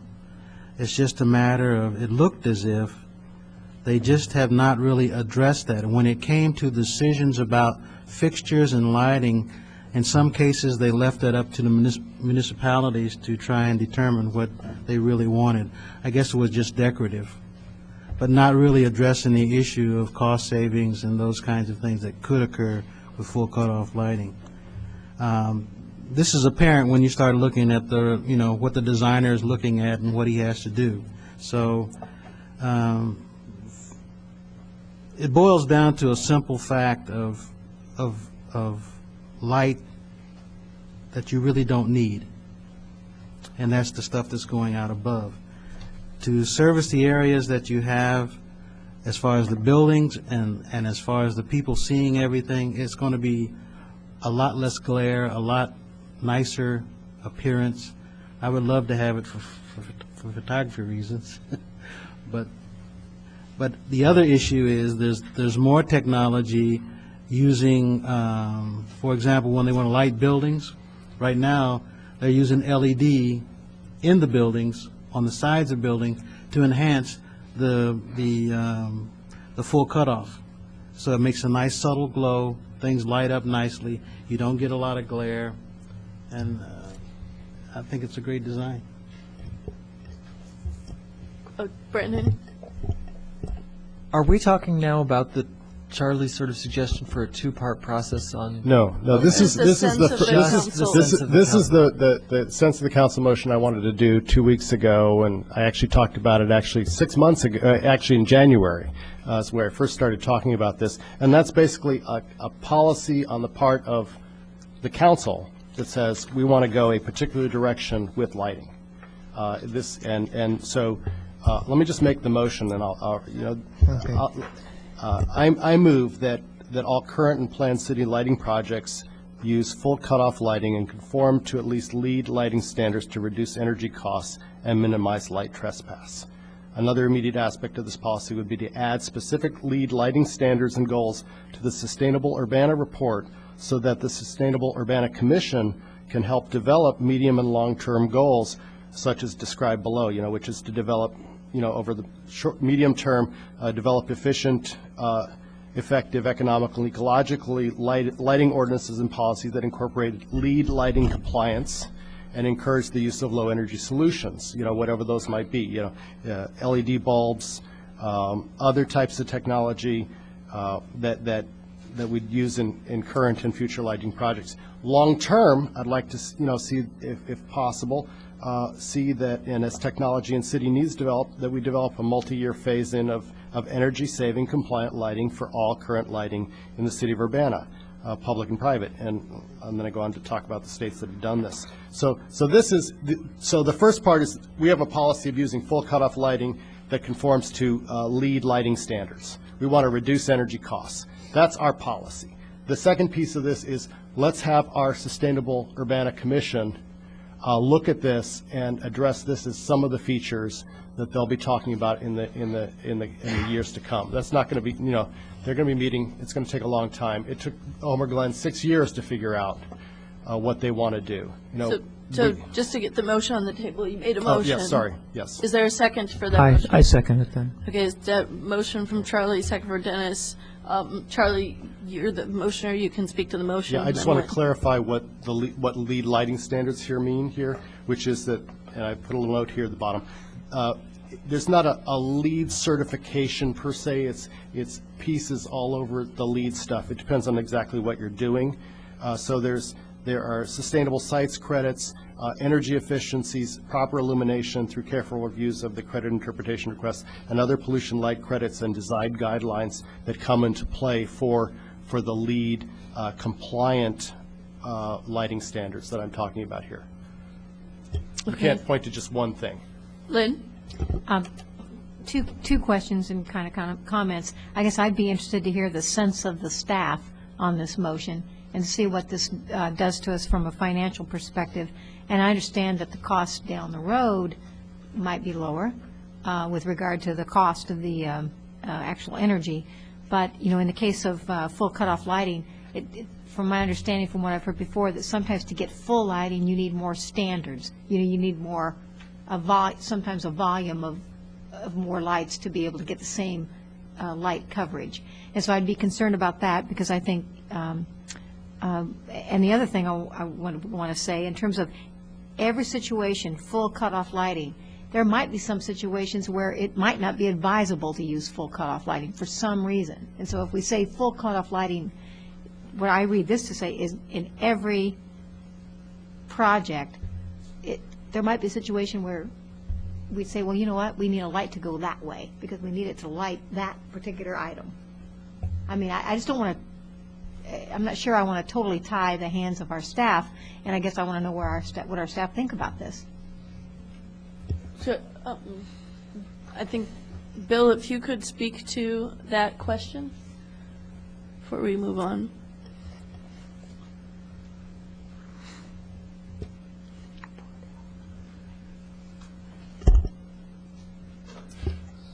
I think it's important to probably have some flexibility with respect to cutoff and full cutoff fixtures. For the most part, we've been using cutoff, full cutoff fixtures for many years now, so I don't have any quarrel with this language, but I think there needs to be some flexibility with the cutoff versus full cutoff. We don't design spec semi or non-cutoff fixtures anymore. We just don't. And there might be a particular style. Let's just say the street lighting replacement style on North Cunningham is such that maybe that style doesn't have full cutoff, but we really like the style, and so maybe 2% of the light does go above 85 degrees or, horizontal or something. I don't know, but so I think some flexibility is probably helpful to include cutoff and full cutoff. I don't know that I would argue beyond that. We just don't spec non-cutoff and semi-cutoff fixtures. But what you said is true. I mean, when you do full cutoff on a large-scale project, you may be adding the number of poles and fixtures to the cost of the project, versus, for example, semi. I mean, let's face it, there is a reason why there was non and semi cutoff fixtures in the beginning, okay? And to the detriment of those fixtures have been very thoroughly discussed, tonight and other nights.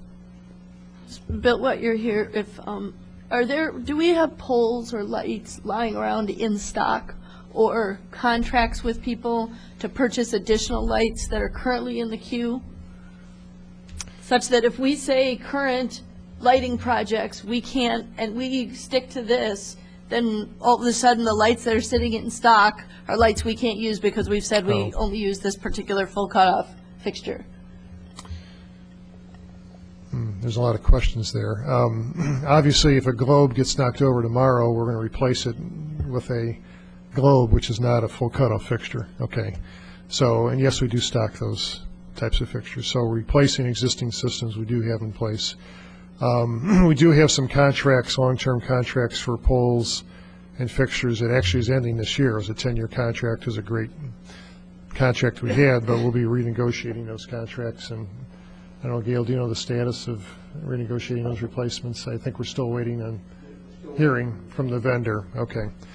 But what we have before us tonight is really something that we do not have as a pole and fixture in Urbana. We don't know what we're going to get, and hence the reason for the RFP. And again, with this sense of council motion, from my perspective, is very consistent with what we will be looking to recommend to council once we get back from the RFPs.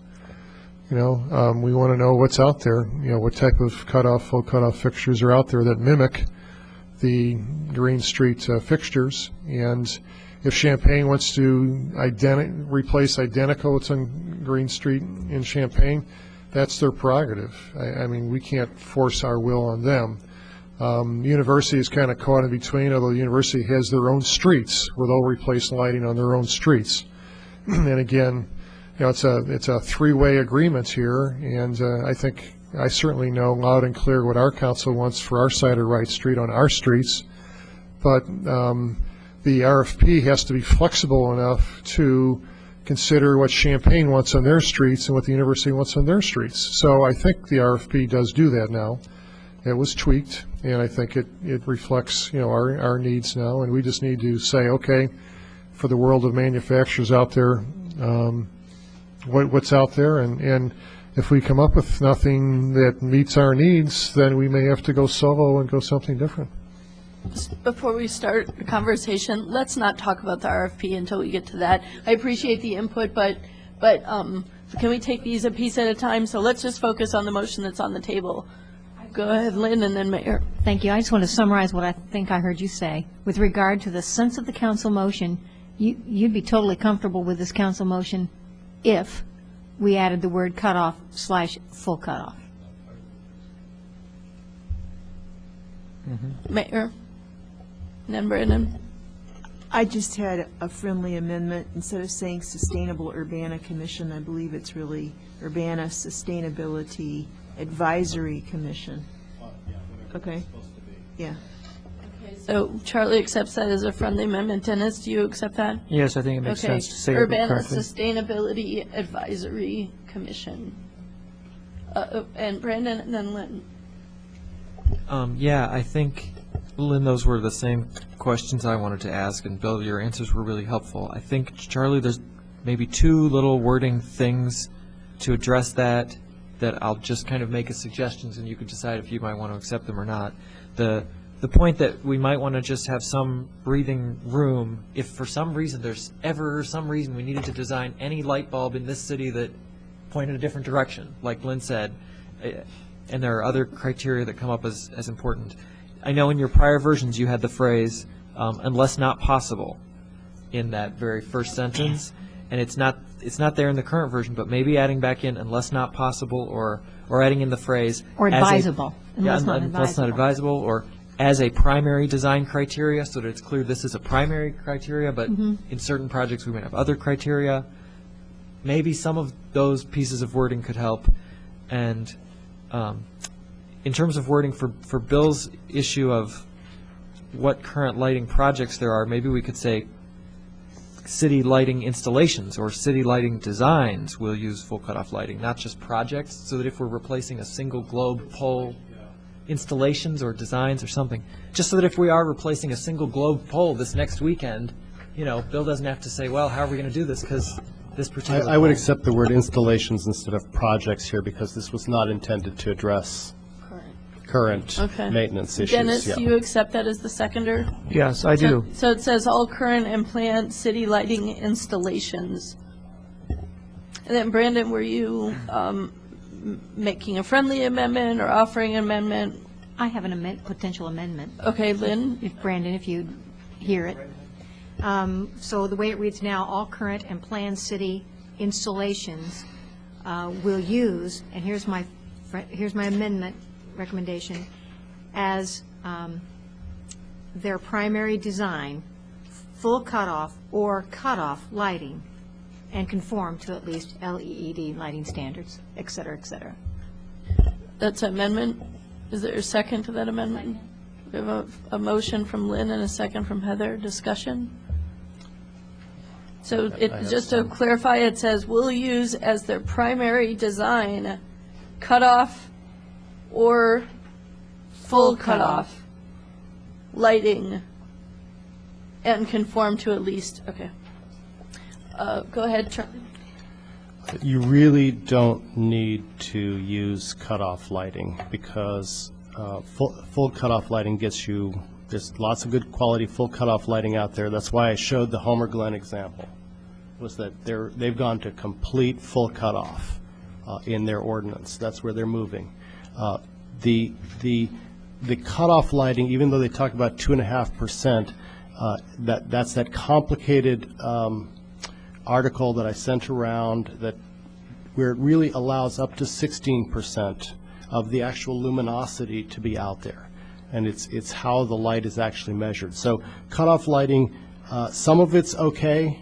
It really is, down in very minimal percentages, but it's still wasted light. And I'm not willing to accept the chance that 16% of the actual energy is out there above the horizon. I know it doesn't make a lot of sense when they talk about 2.5 versus 16, but it has to do with the way it's used to define glare and stuff, and that's why I made that reference. We really, if you're concerned about situations where lighting, where you can't use full cutoff lighting, that's typically in situations where the light is down low and needs to come shining up to address something. And actually, that can be addressed as a separate issue in this. What Homer Glen does and what other places do, they define the angle of elevation when you're trying to light something from the ground upward. It's really not. It really doesn't have to do with street lights or pedestrian lights. I just want to remind council members, because we've talked about this multiple times, I'm going to start enacting once there's a motion on the table, you're actually only supposed to talk 2 times, and you're limited to that. So know that you're not going to have the opportunity to repeat yourself. We have so the motion that's on the table is the amendment. Right. Lynn? This is my second time speaking to the amendment, and my last. In my comments, I guess I was being sensitive to what our staff ask, and based on their experience and living, eating, and breathing this on a regular basis. And I think we've heard the intent, that the intent is to certainly minimize upward lighting. But I'm thinking in cases where maybe it's a difference between we add more poles versus less poles, if we have 2% up lighting, that in that case, it might be worth it to us in a particular situation. And I would just like to provide the staff the flexibility that they've asked for. Okay, Dennis, and then Heather.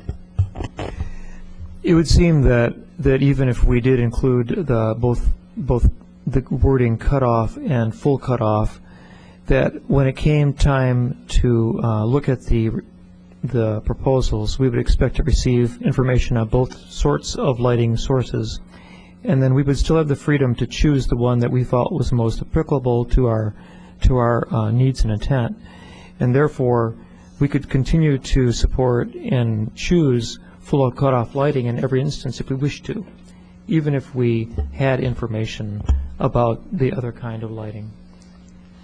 Go ahead, Heather. I think the amendment gives us room for compromise, and I think it's important to have room for compromise. And I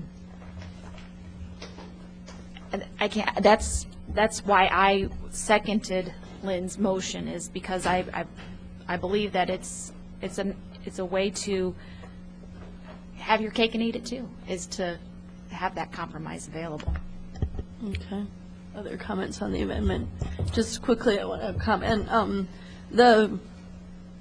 I support the amendment for the following reasons. First, I actually am uncomfortable with saying how to meet criteria rather than saying the criteria. I think it's council's job to say these are our criteria and this is the order of our criteria, and we're not going to tell you what technology to use. We're going to tell you what criteria and priorities. So the fact that, so LEED standards is one thing, that's a set of criteria. Saying full cutoff lighting is a fixture, I don't understand why we're going in that direction.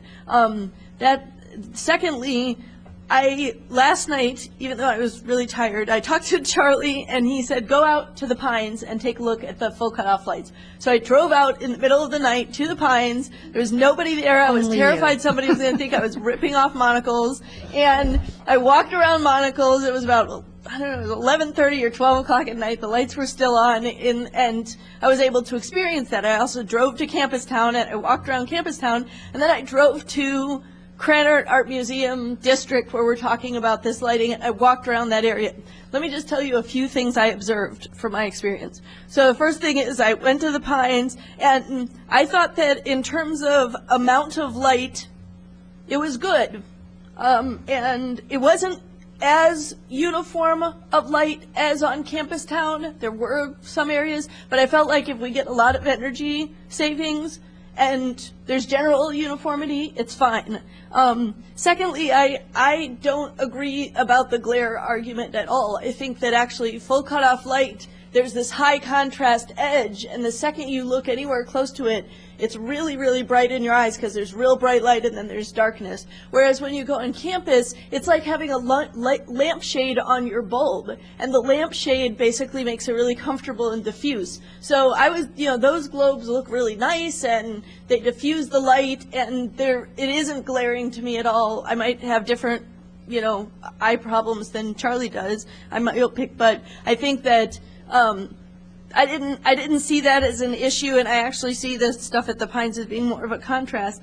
My concern is, and then when I went to the Krannert District, what I noticed is around the Gregory Place, they've already put lights in. I guess the private development put these street lights on that are kind of more the boxy globe things, and they cast light onto the sides of the buildings, which is nice, and lets you be able to see what businesses are there.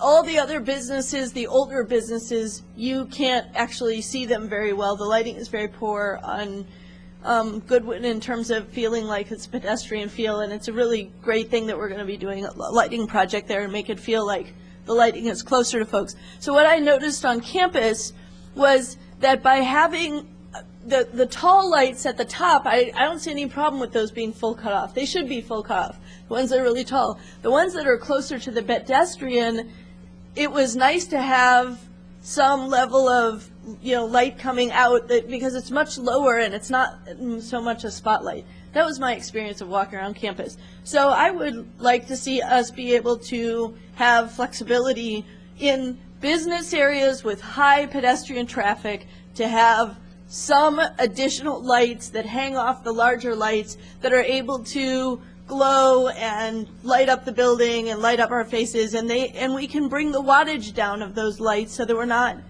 because I do think it's overlit. Campus is overlit, and that's going to cost us in terms of energy.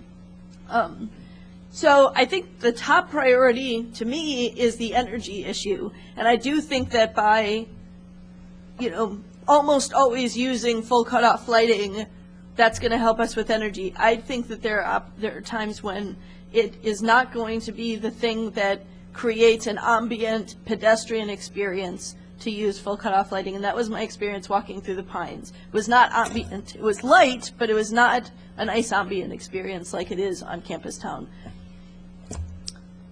Charlie? I guess I'll need to find you some more examples of properly designed lighting then, because I think it's very doable. A couple of things have come up. The issue of the number of poles, actually. Why is Calgary saving $1.7 million by switching to full cutoff lighting? I mean, that's because they have taken their light and concentrated it where it belongs. There's nothing leaking out the top, and so you can use actually a little higher wattage bulb down below.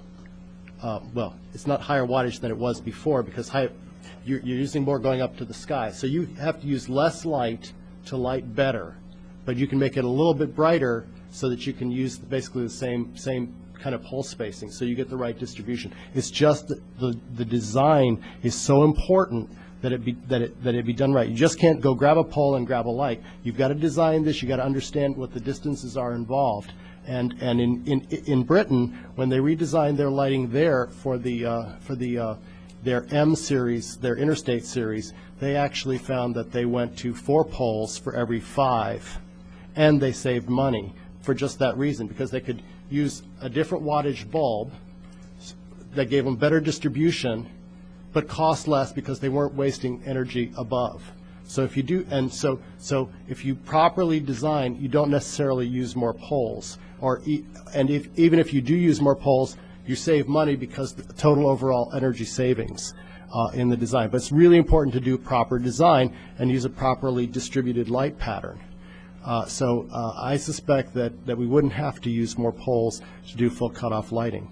The other aspect of full cutoff versus cutoff is that the specs for full cutoff and cutoff are identical through the first, the main set of lights in that last 10%, and the only difference is the amount of light that's allowed above.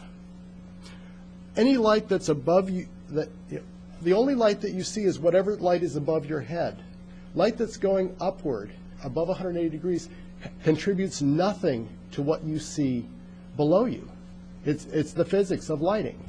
Okay, it's just wasted light. So by allowing cutoff lighting, you're allowing up to 16% of the energy to be wasted to the sky. Okay, so it makes no sense to allow cutoff as an option. If you really want to do something here, Brandon's approach, putting back my wording of basically full cutoff unless not physically possible or inadvisable because it's some other design, you want a light from below or something, then that is a much better approach to allowing staff flexibility than to allow for cutoff lighting, because cutoff lighting really doesn't save you any money. It actually wastes money. Thank you. The amendment's on the table. Just this is my second time speaking. Brief response. I'm a photographer, and I know that light bounces. It's not about what's underneath it. And so what my observation on campus was that it's bouncing light off of buildings, and it's bouncing light off of different places that basically creates an ambient light. And that's why being able to have lights that are lower, that have some side level light, creates the ambience that you're talking about. That's at least my interpretation of that lighting. It's also my understanding from reading the full cutoff stuff that 16%, I mean, the fish keeps getting bigger, and I heard 2.5%, and then you used one percentage that was 11%, and now it's 16%. I don't know what, I don't think that cutoff lighting is wasting 16% from the documents that you provided to us. Any other comments on the amendment? If not, all those in favor signify by saying aye. Aye. Aye. All those opposed? No. Okay, just a brief show of hands. All those in favor say aye. All those opposed? Okay, that carries 4-3. Next, we have the main motion on the table. Is there discussion about the main motion? Okay. If not, all those in favor signify by saying aye. Aye. Aye. All those opposed? That carries. Next, we have a discussion on street lighting request for proposals, motion to solicit. And it says Public Works next to it. So, Bill, did you have any updates The brief update is the RFP was modified slightly, and the inclusion of material that I purposely didn't include in the original proposal I included, and that's the photometric requirements. So again, this is minus the boilerplate material. Looking for a motion to agree to send this RFP out Move for approval. response. Motion from Lynn, do we have a second? Second from Heather. And just a clarification, Bill, you were saying that this is the version of the RFP that came to us last. It was not in the packet, it was, actually it was in the packet, hold on. I can't remember what was in my old packet and what was in my new. This is May 8th. The May 21st is more inclusive, a little more material than the May 8th version. Okay, let's find that. Okay, Charlie, oh, I see, okay, yeah, what came out in our packet, May 21st. Charlie, you had some comments? Go ahead. Well, I'd like to get to the point where we can move an alternate. I'd like to see this motion defeated and move an alternate at some point here, and for the following reasons. I've presented you with two items coming around here. The campus lighting RFP problems continue. We got independent evaluation of the RFP, and from a certified lighting a lighting certified designer who's also a PE, and his information is tacked onto the end of this this 4-page discussion here. The configurations are all excessive still. They're not. They're higher than AASHTO recommendations. They're given here. There's no photometric requirement for off-site light trespass or upward light limitations. Those are what you need to be LEED compliant. The diffusing domes for sidewalk luminaires, which create non-cutoff lighting systems, don't meet the LEED requirements. In summary, the specs include requirements in excess of standard roadway lighting practice. They'll result in excessively bright luminaires, energy waste, light pollution, including glare, artificial sky glow, and light trespass. These are the comments from Jim Benya. The specs place the burden of complying with LEED on the manufacturers, when actually what it really should be is a design requirement predicated principally on a percentage of direct uplight and light trespass. There are no such photometric requirements for either are in the specs, and there's no apparent plan to achieve LEED type result. It's the plan that's important here. There's no master plan. The design employs technologies that could be modernized. Mr. Benya talks about ceramic metal halide light lamps that have superior color and offer life nearly that of HPS. LED lamps might be preferable to sidewalk lighting. Those aren't considered. And in both cases, a design could be achieved that has superior light control and energy efficiency and could be more suited for LEED compliance. If that's what we're interested in doing, we need to open this RFP up to those additional considerations. Many of the previous comments I made 2 weeks ago continue, and those are attached on here. I don't think I need to go through all of them at this point, except that I think that we need to, if we really want to do this right, we need to solicit more manufacturers with known full cutoff designs, fixtures. One of the things that we're not getting is how can we get a quality design when we don't explicitly state that full cutoff versions of picture light will be acceptable. We really don't mention that in the RFP. And finally, the issue here too is what are we going to do about pedestrian quality lighting? I want to see better lighting around Krannert Center for the performing arts and around the restaurants and business area that we have. It runs from Timponi's around the corner around the corner to the to Espresso, and then all the way down to the 2 new buildings that JSM has put up. You know, really, there's a potential. This is the Krannert Entertainment and Arts District that we've been trying to develop, and we really need good quality pedestrian lighting for this area that is properly designed and doesn't create the glare and overlighting that is done in Campus Town. We as a city are not responsible for lighting buildings. Buildings can be lit in facades, and the ambiance should be on the properly designed lighting that is on the buildings that's full cutoff. We should not be trying to artificially create that. In addition, again, if you have properly placed and designed lights at the upper level, those will shine and create the ambiance that Daniel's talking about. It's the light above you that's creating and falling on the buildings. If that's what you wanted, if you want light to fall on the buildings, then it should be designed properly from above. It can still be full cutoff if it's designed right. If you want to light the buildings, but you've got to define the areas that you want to do. We don't have a plan for exactly what we want to light here, and that is a serious issue to me. That if we really want to do this right, we need to take a step back, do a proper design, and then spec and collect and get the lighting fixtures that meet that design. Finally, I think one of the comments from Mr. Benya that I included here is that over-design is a problem that causes light pollution, and if it's over-designed, that's an opportunity to be more sustainable.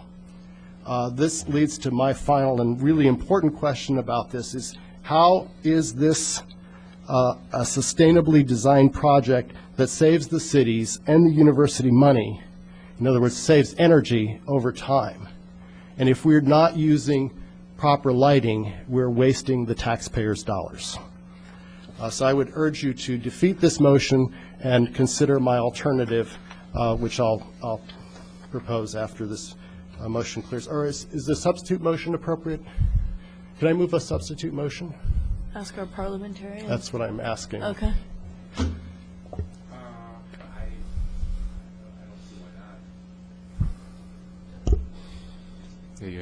There's precedent. Okay. Well, then in that case, I will move an alternate, the Smythe alternate, the 527 revision of several hours earlier today, and that motion directs staff to develop an RFP that leads to a master plan design for lighting using full cutoff fixtures and that meets LEED lighting standards and technical requirements for energy efficiency and light pollution controls for the Urbana portion of the campus district. This plan and subsequent equipment specifications will be done by someone with LC certification and who has experience developing LEED certified lighting projects. This plan would include suggested hardware with specs to meet the design that would then be solicited. So moved. We have a motion on the table. Is there a second? We have a motion from Charlie and a second from Brandon. Is there discussion? I think it's a move to substitute has to be approved first. Okay. The motion's to substitute, and is it just a simple majority for motion to substitute? Or is it or is it 2/3? Okay. Well, I'm not sure where the index is in this thing. Had so many substitute motions. I also don't know if it's a discussionable motion or not. Might be one of those things where you don't discuss. I don't think it's discussable.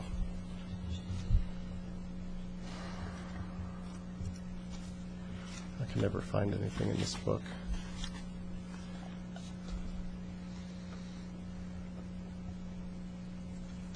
You think it's 30, 2/3? Okay, the clerk is saying 2/3, and she's been our clerk for a while, so.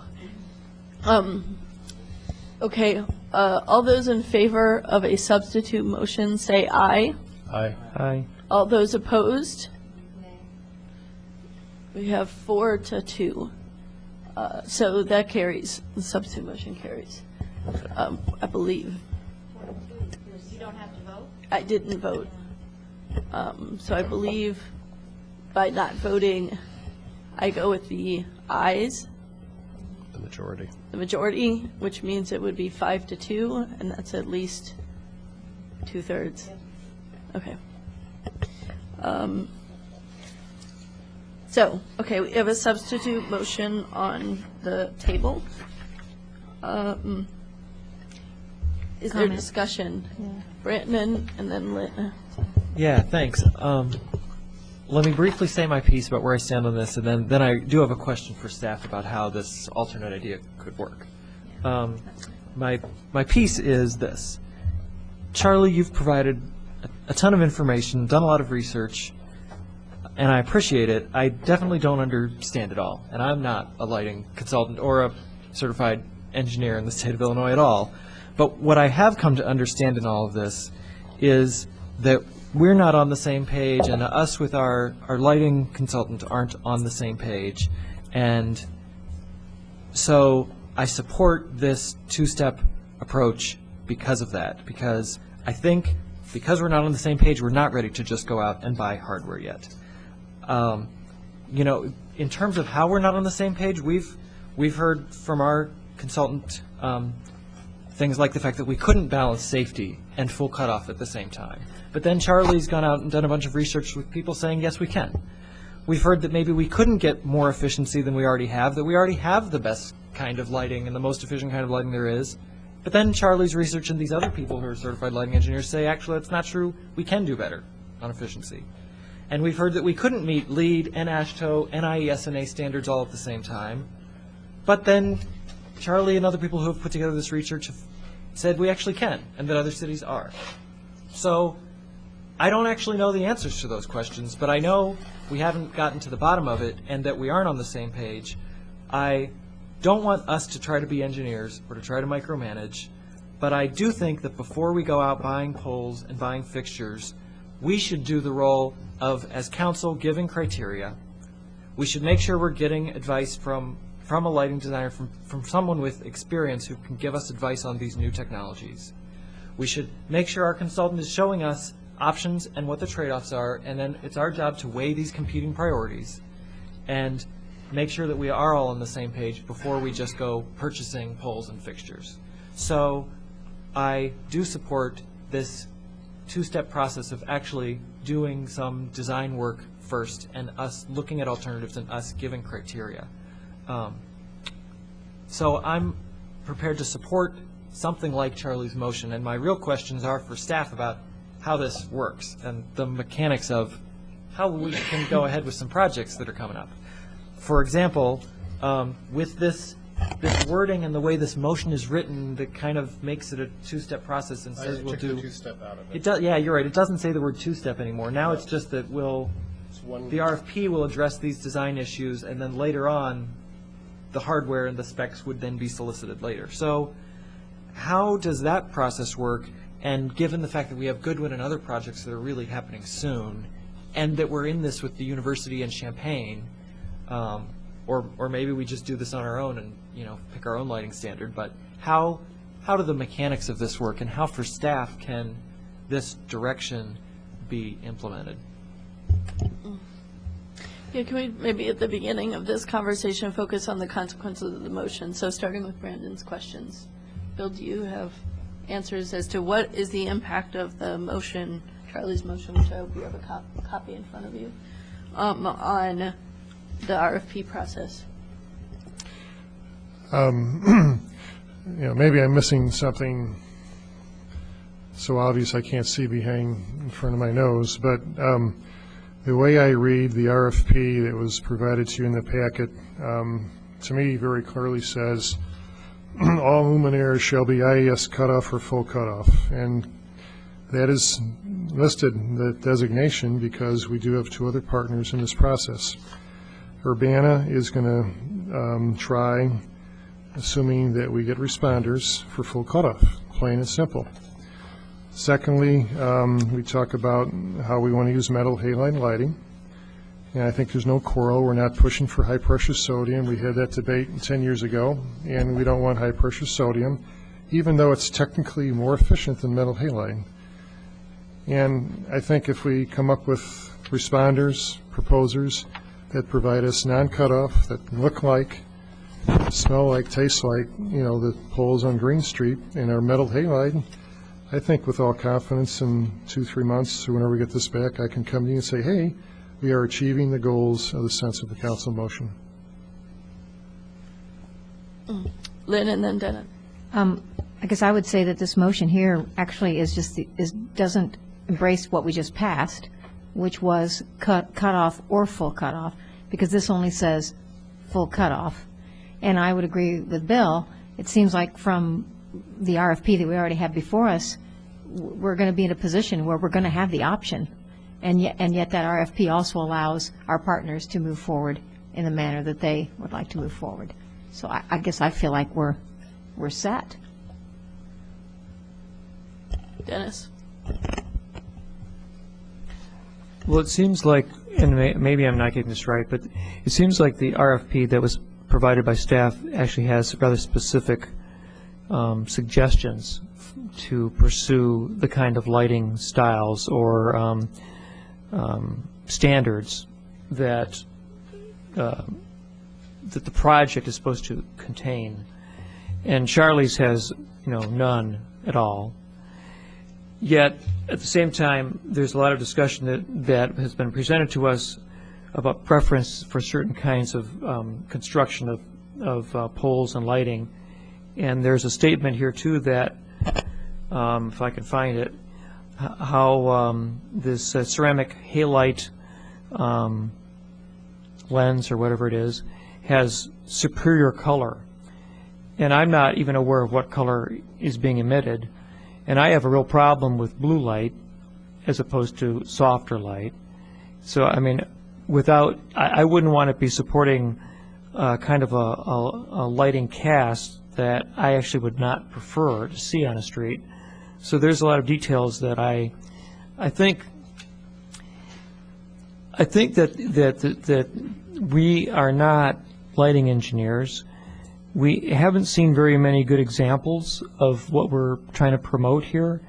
I rather appreciated the fact that we did see examples of lighting on the slideshow that Charlie brought forward, and we actually then saw some certain kinds of fixtures that provided that kind of lighting that might have some kind of hopeful chance of matching existing street lighting that we've already spent thousands and thousands of dollars on establishing in the city. So there's a large question about replacement lenses for the future on existing materials and poles, or other kinds of pole and light fixture designs that we have no real knowledge of that we may prefer, that satisfies the goals of cutting back the wasted light and also the power drain to sustain the lights during the night for energy savings. So there's a lot of questions that I don't really feel like we're qualified to answer at this point. I agree with Brandon on that.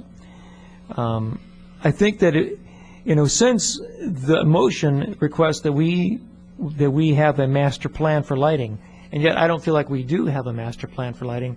What we have is a desire for a master plan of lighting. And if the master plan of lighting, a master plan design for lighting is part of the RFP that we're trying to promote, I think we're not ready for that. I don't think we have an idea quite really what we prefer. We don't have the solutions, we just have the questions.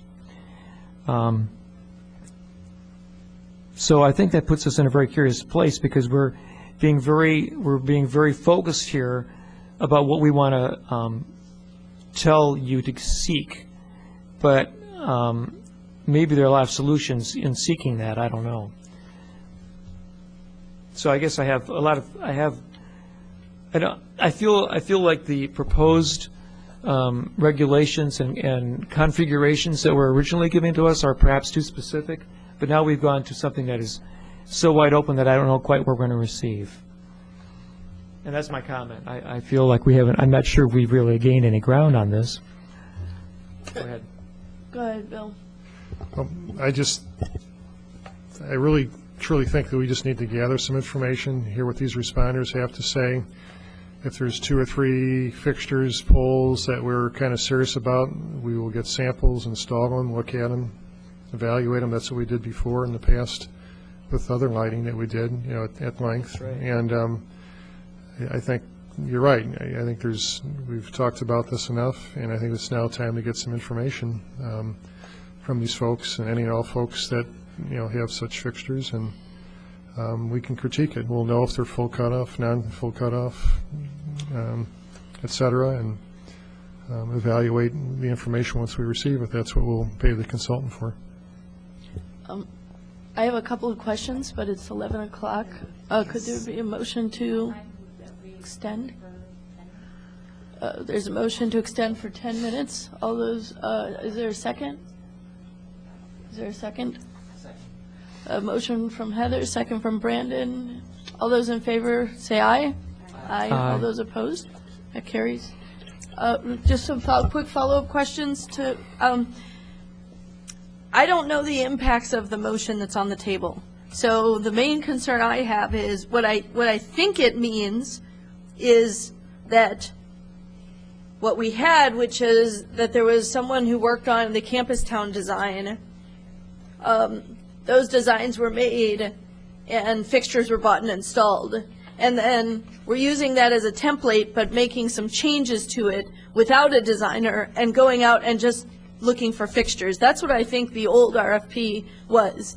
And the existing RFP that staff brought to us. What Charlie, I think, has put on the table, if I understand it correctly, is that we would develop our own RFP, not in relation to Champaign or the U of I, that we would hire a designer to design it, and then we would go and do the look for equipment. And I think it's important for us as having the fiduciary responsibility of the city to ask the most important question to that, which is, what is the cost of doing it alone? What is the timeline impacts of us doing it alone? And what would it cost to get our own designer?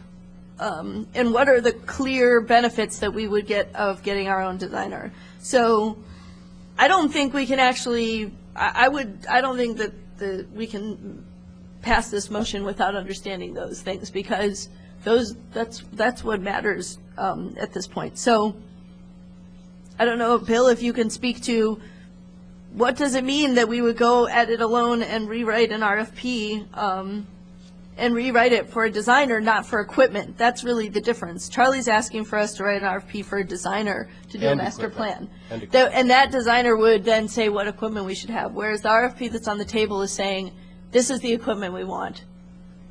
And I want to understand the cost and timing impacts before making a decision.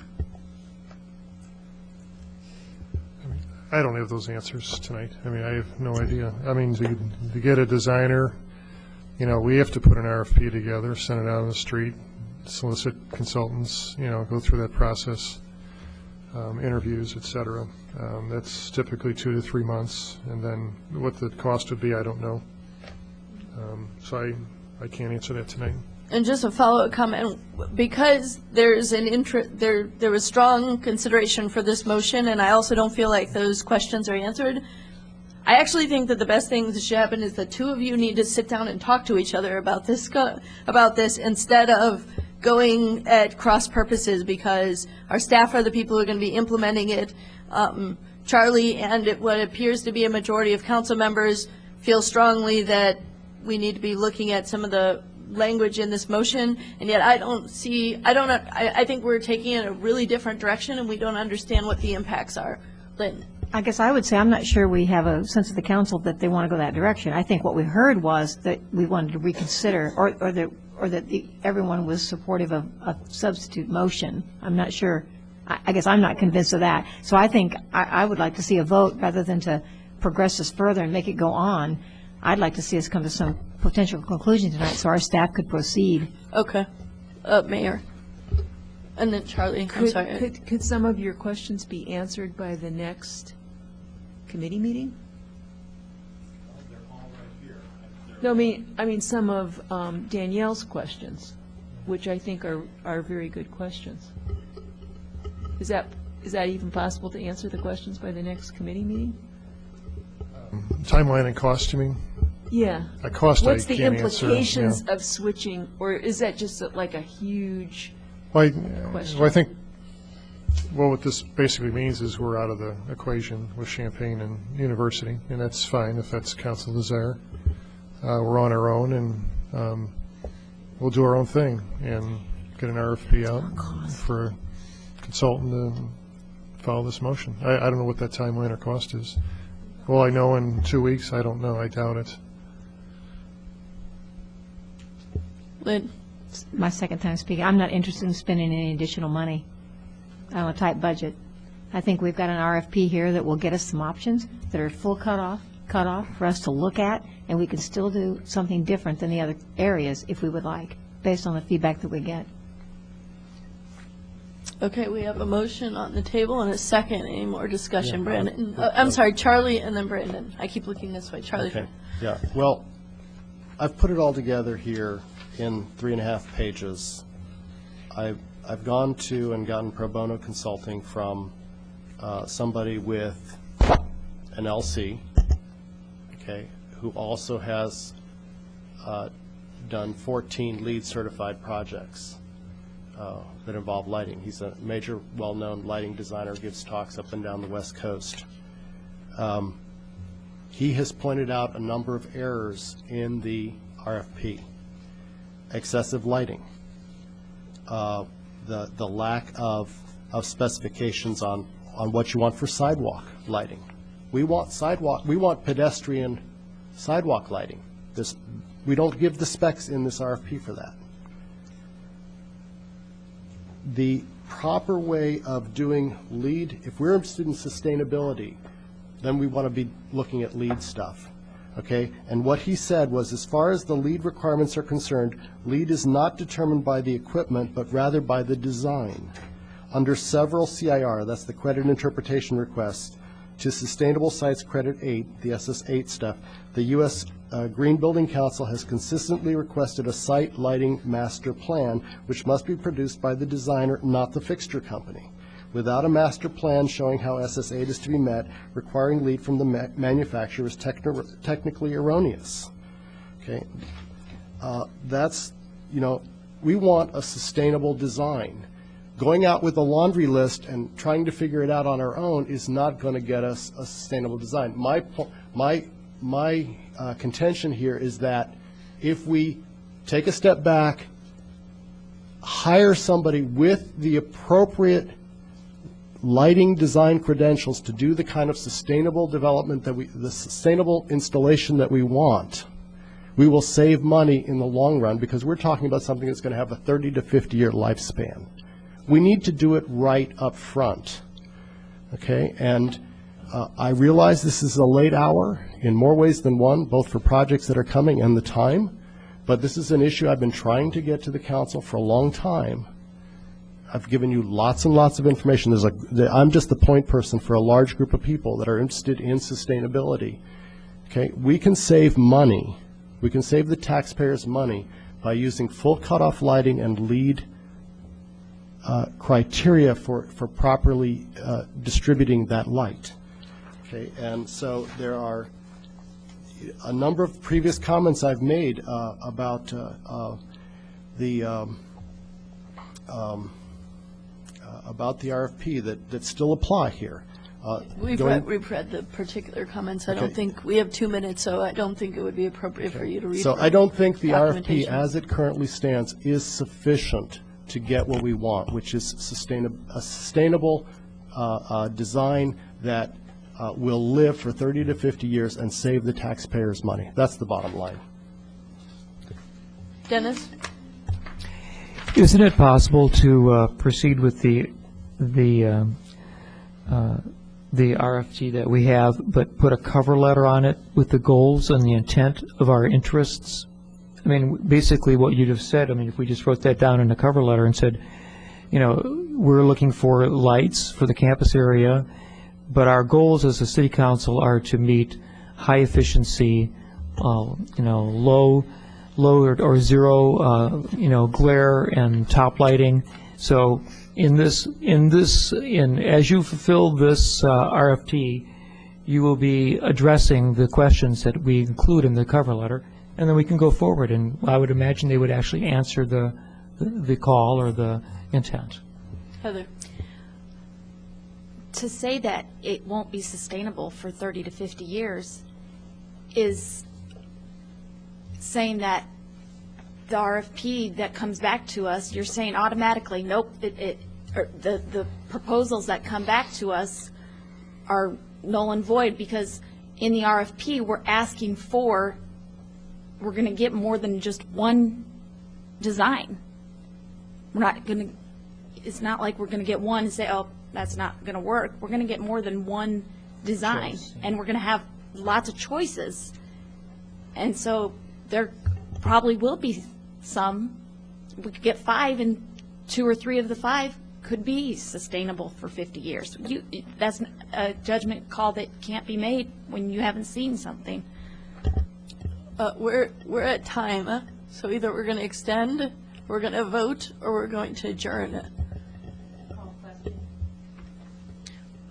Motion to call the questions that are, wait, but does it need a second? Yes, is there a second? That motion dies for lack of a second. Move to extend for 10 minutes. We have a motion to extend for 10 minutes. Is there a second? Motion is second. All those in favor say aye. Aye. All those opposed? Okay, 10 more minutes. Charlie. Okay. I'll try to address both issues here. First, Dennis, in terms of meeting the lead requirements and such, we need to have a master plan. We don't have a plan. Okay? The RFP has a number of holes in it as it is. It's not, you know, we have the comments of a very experienced lighting designer, okay, who's done the kinds of sustainable installations that we want. Okay, and he says the RFP is lacking. Okay, so we can't vote on this RFP because it's missing stuff. Its lighting is still too bright. They brought it down, but it's still brighter than necessary. Okay, it doesn't address pedestrian lighting, which I think is really important. Okay, what are we going to? We're going to get stuck with whatever Champaign does for pedestrian lighting. You know, where is our pedestrian lighting? That's an important piece for me. Okay, then in terms of the long-term sustainability, what I'm meaning is that because there are problems with the RFP, we won't get the information back that we need to make a good judgment. We don't get the information back that we need because we don't have a design for proper lighting installation. You have to start with a design. You can't just go out and buy stuff and try them out and expect it to work. We should take a step back and use somebody who has, and get somebody with the right experience to do what we need done properly in the first place. Okay? Going out with a laundry list of parts and say, well, we're going to go try them out is not the way to spend the taxpayers' dollars properly for something that's going to be out there for 30 to 50 years. Brandon. I feel like the mayor said, if we just have a little bit of time to answer some questions, have some offline conversations, as Danielle suggested, that would be really helpful. We're not going to solve this tonight. I wonder, Bill, is there a hard deadline with tonight for us to participate or lose our chance to be part of the RFP, or if we continue this topic till even next Monday, or the council or committee meeting in 2 weeks, can we still have this discussion in 2 weeks and it still be relevant? Tonight is not a hard deadline night. We've got vacation issues in 2 weeks, so Okay. it'd probably be like 3 or 4 weeks. Or even Monday, we have a council meeting. It could be on as an item on the council meeting a week from tonight, as discussion then. And I don't know if that gets around vacations, but just so it happens sooner and we don't drag this out forever. Yeah. But I think in some way I'd appreciate just the time to answer those questions. I can't remember how many times people have spoken on the motion. Honestly, I think we've all hit our limit. I'm sorry, I'm too tired. I can't track it anymore. Dennis? Move to adjourn. I recognized Dennis before, or I recognized your motion, so go ahead. I would just like to say that I do think we do need a master plan for lighting, and it would seem to me that doing it, deciding what that master plan is tonight isn't advisable, that actually this would be something that should be assigned to the Urbana Sustainability Advisory Commission to come back to, because they're the people who we want to see come forward with wonderful plans for sustainability in our city. So that's a long-range plan. That's a long-range. It's a long-range request, and I don't think we can answer. I don't think we can draw up a sustainable lighting plan for the next 50 years of our city tonight. But I think it's a good goal, and we should begin to work on it. We have a motion on the table and a second. So let's vote. What's that? Unless you're going to make a different motion, go ahead. If we want to just vote to schedule this discussion to continue next week, I don't know if I should vote yes or no, or if I vote no, is everything off the table, or? We could move to send this to committee. That would. Oh, well, I'd Okay. move to send this to either council or committee, depending on staff preferences for vacation. Okay, is there a second? We have a motion from Brandon and a second from Robert Lewis. All those in favor signify by saying aye. Aye. All those opposed, that carries. We're now adjourned.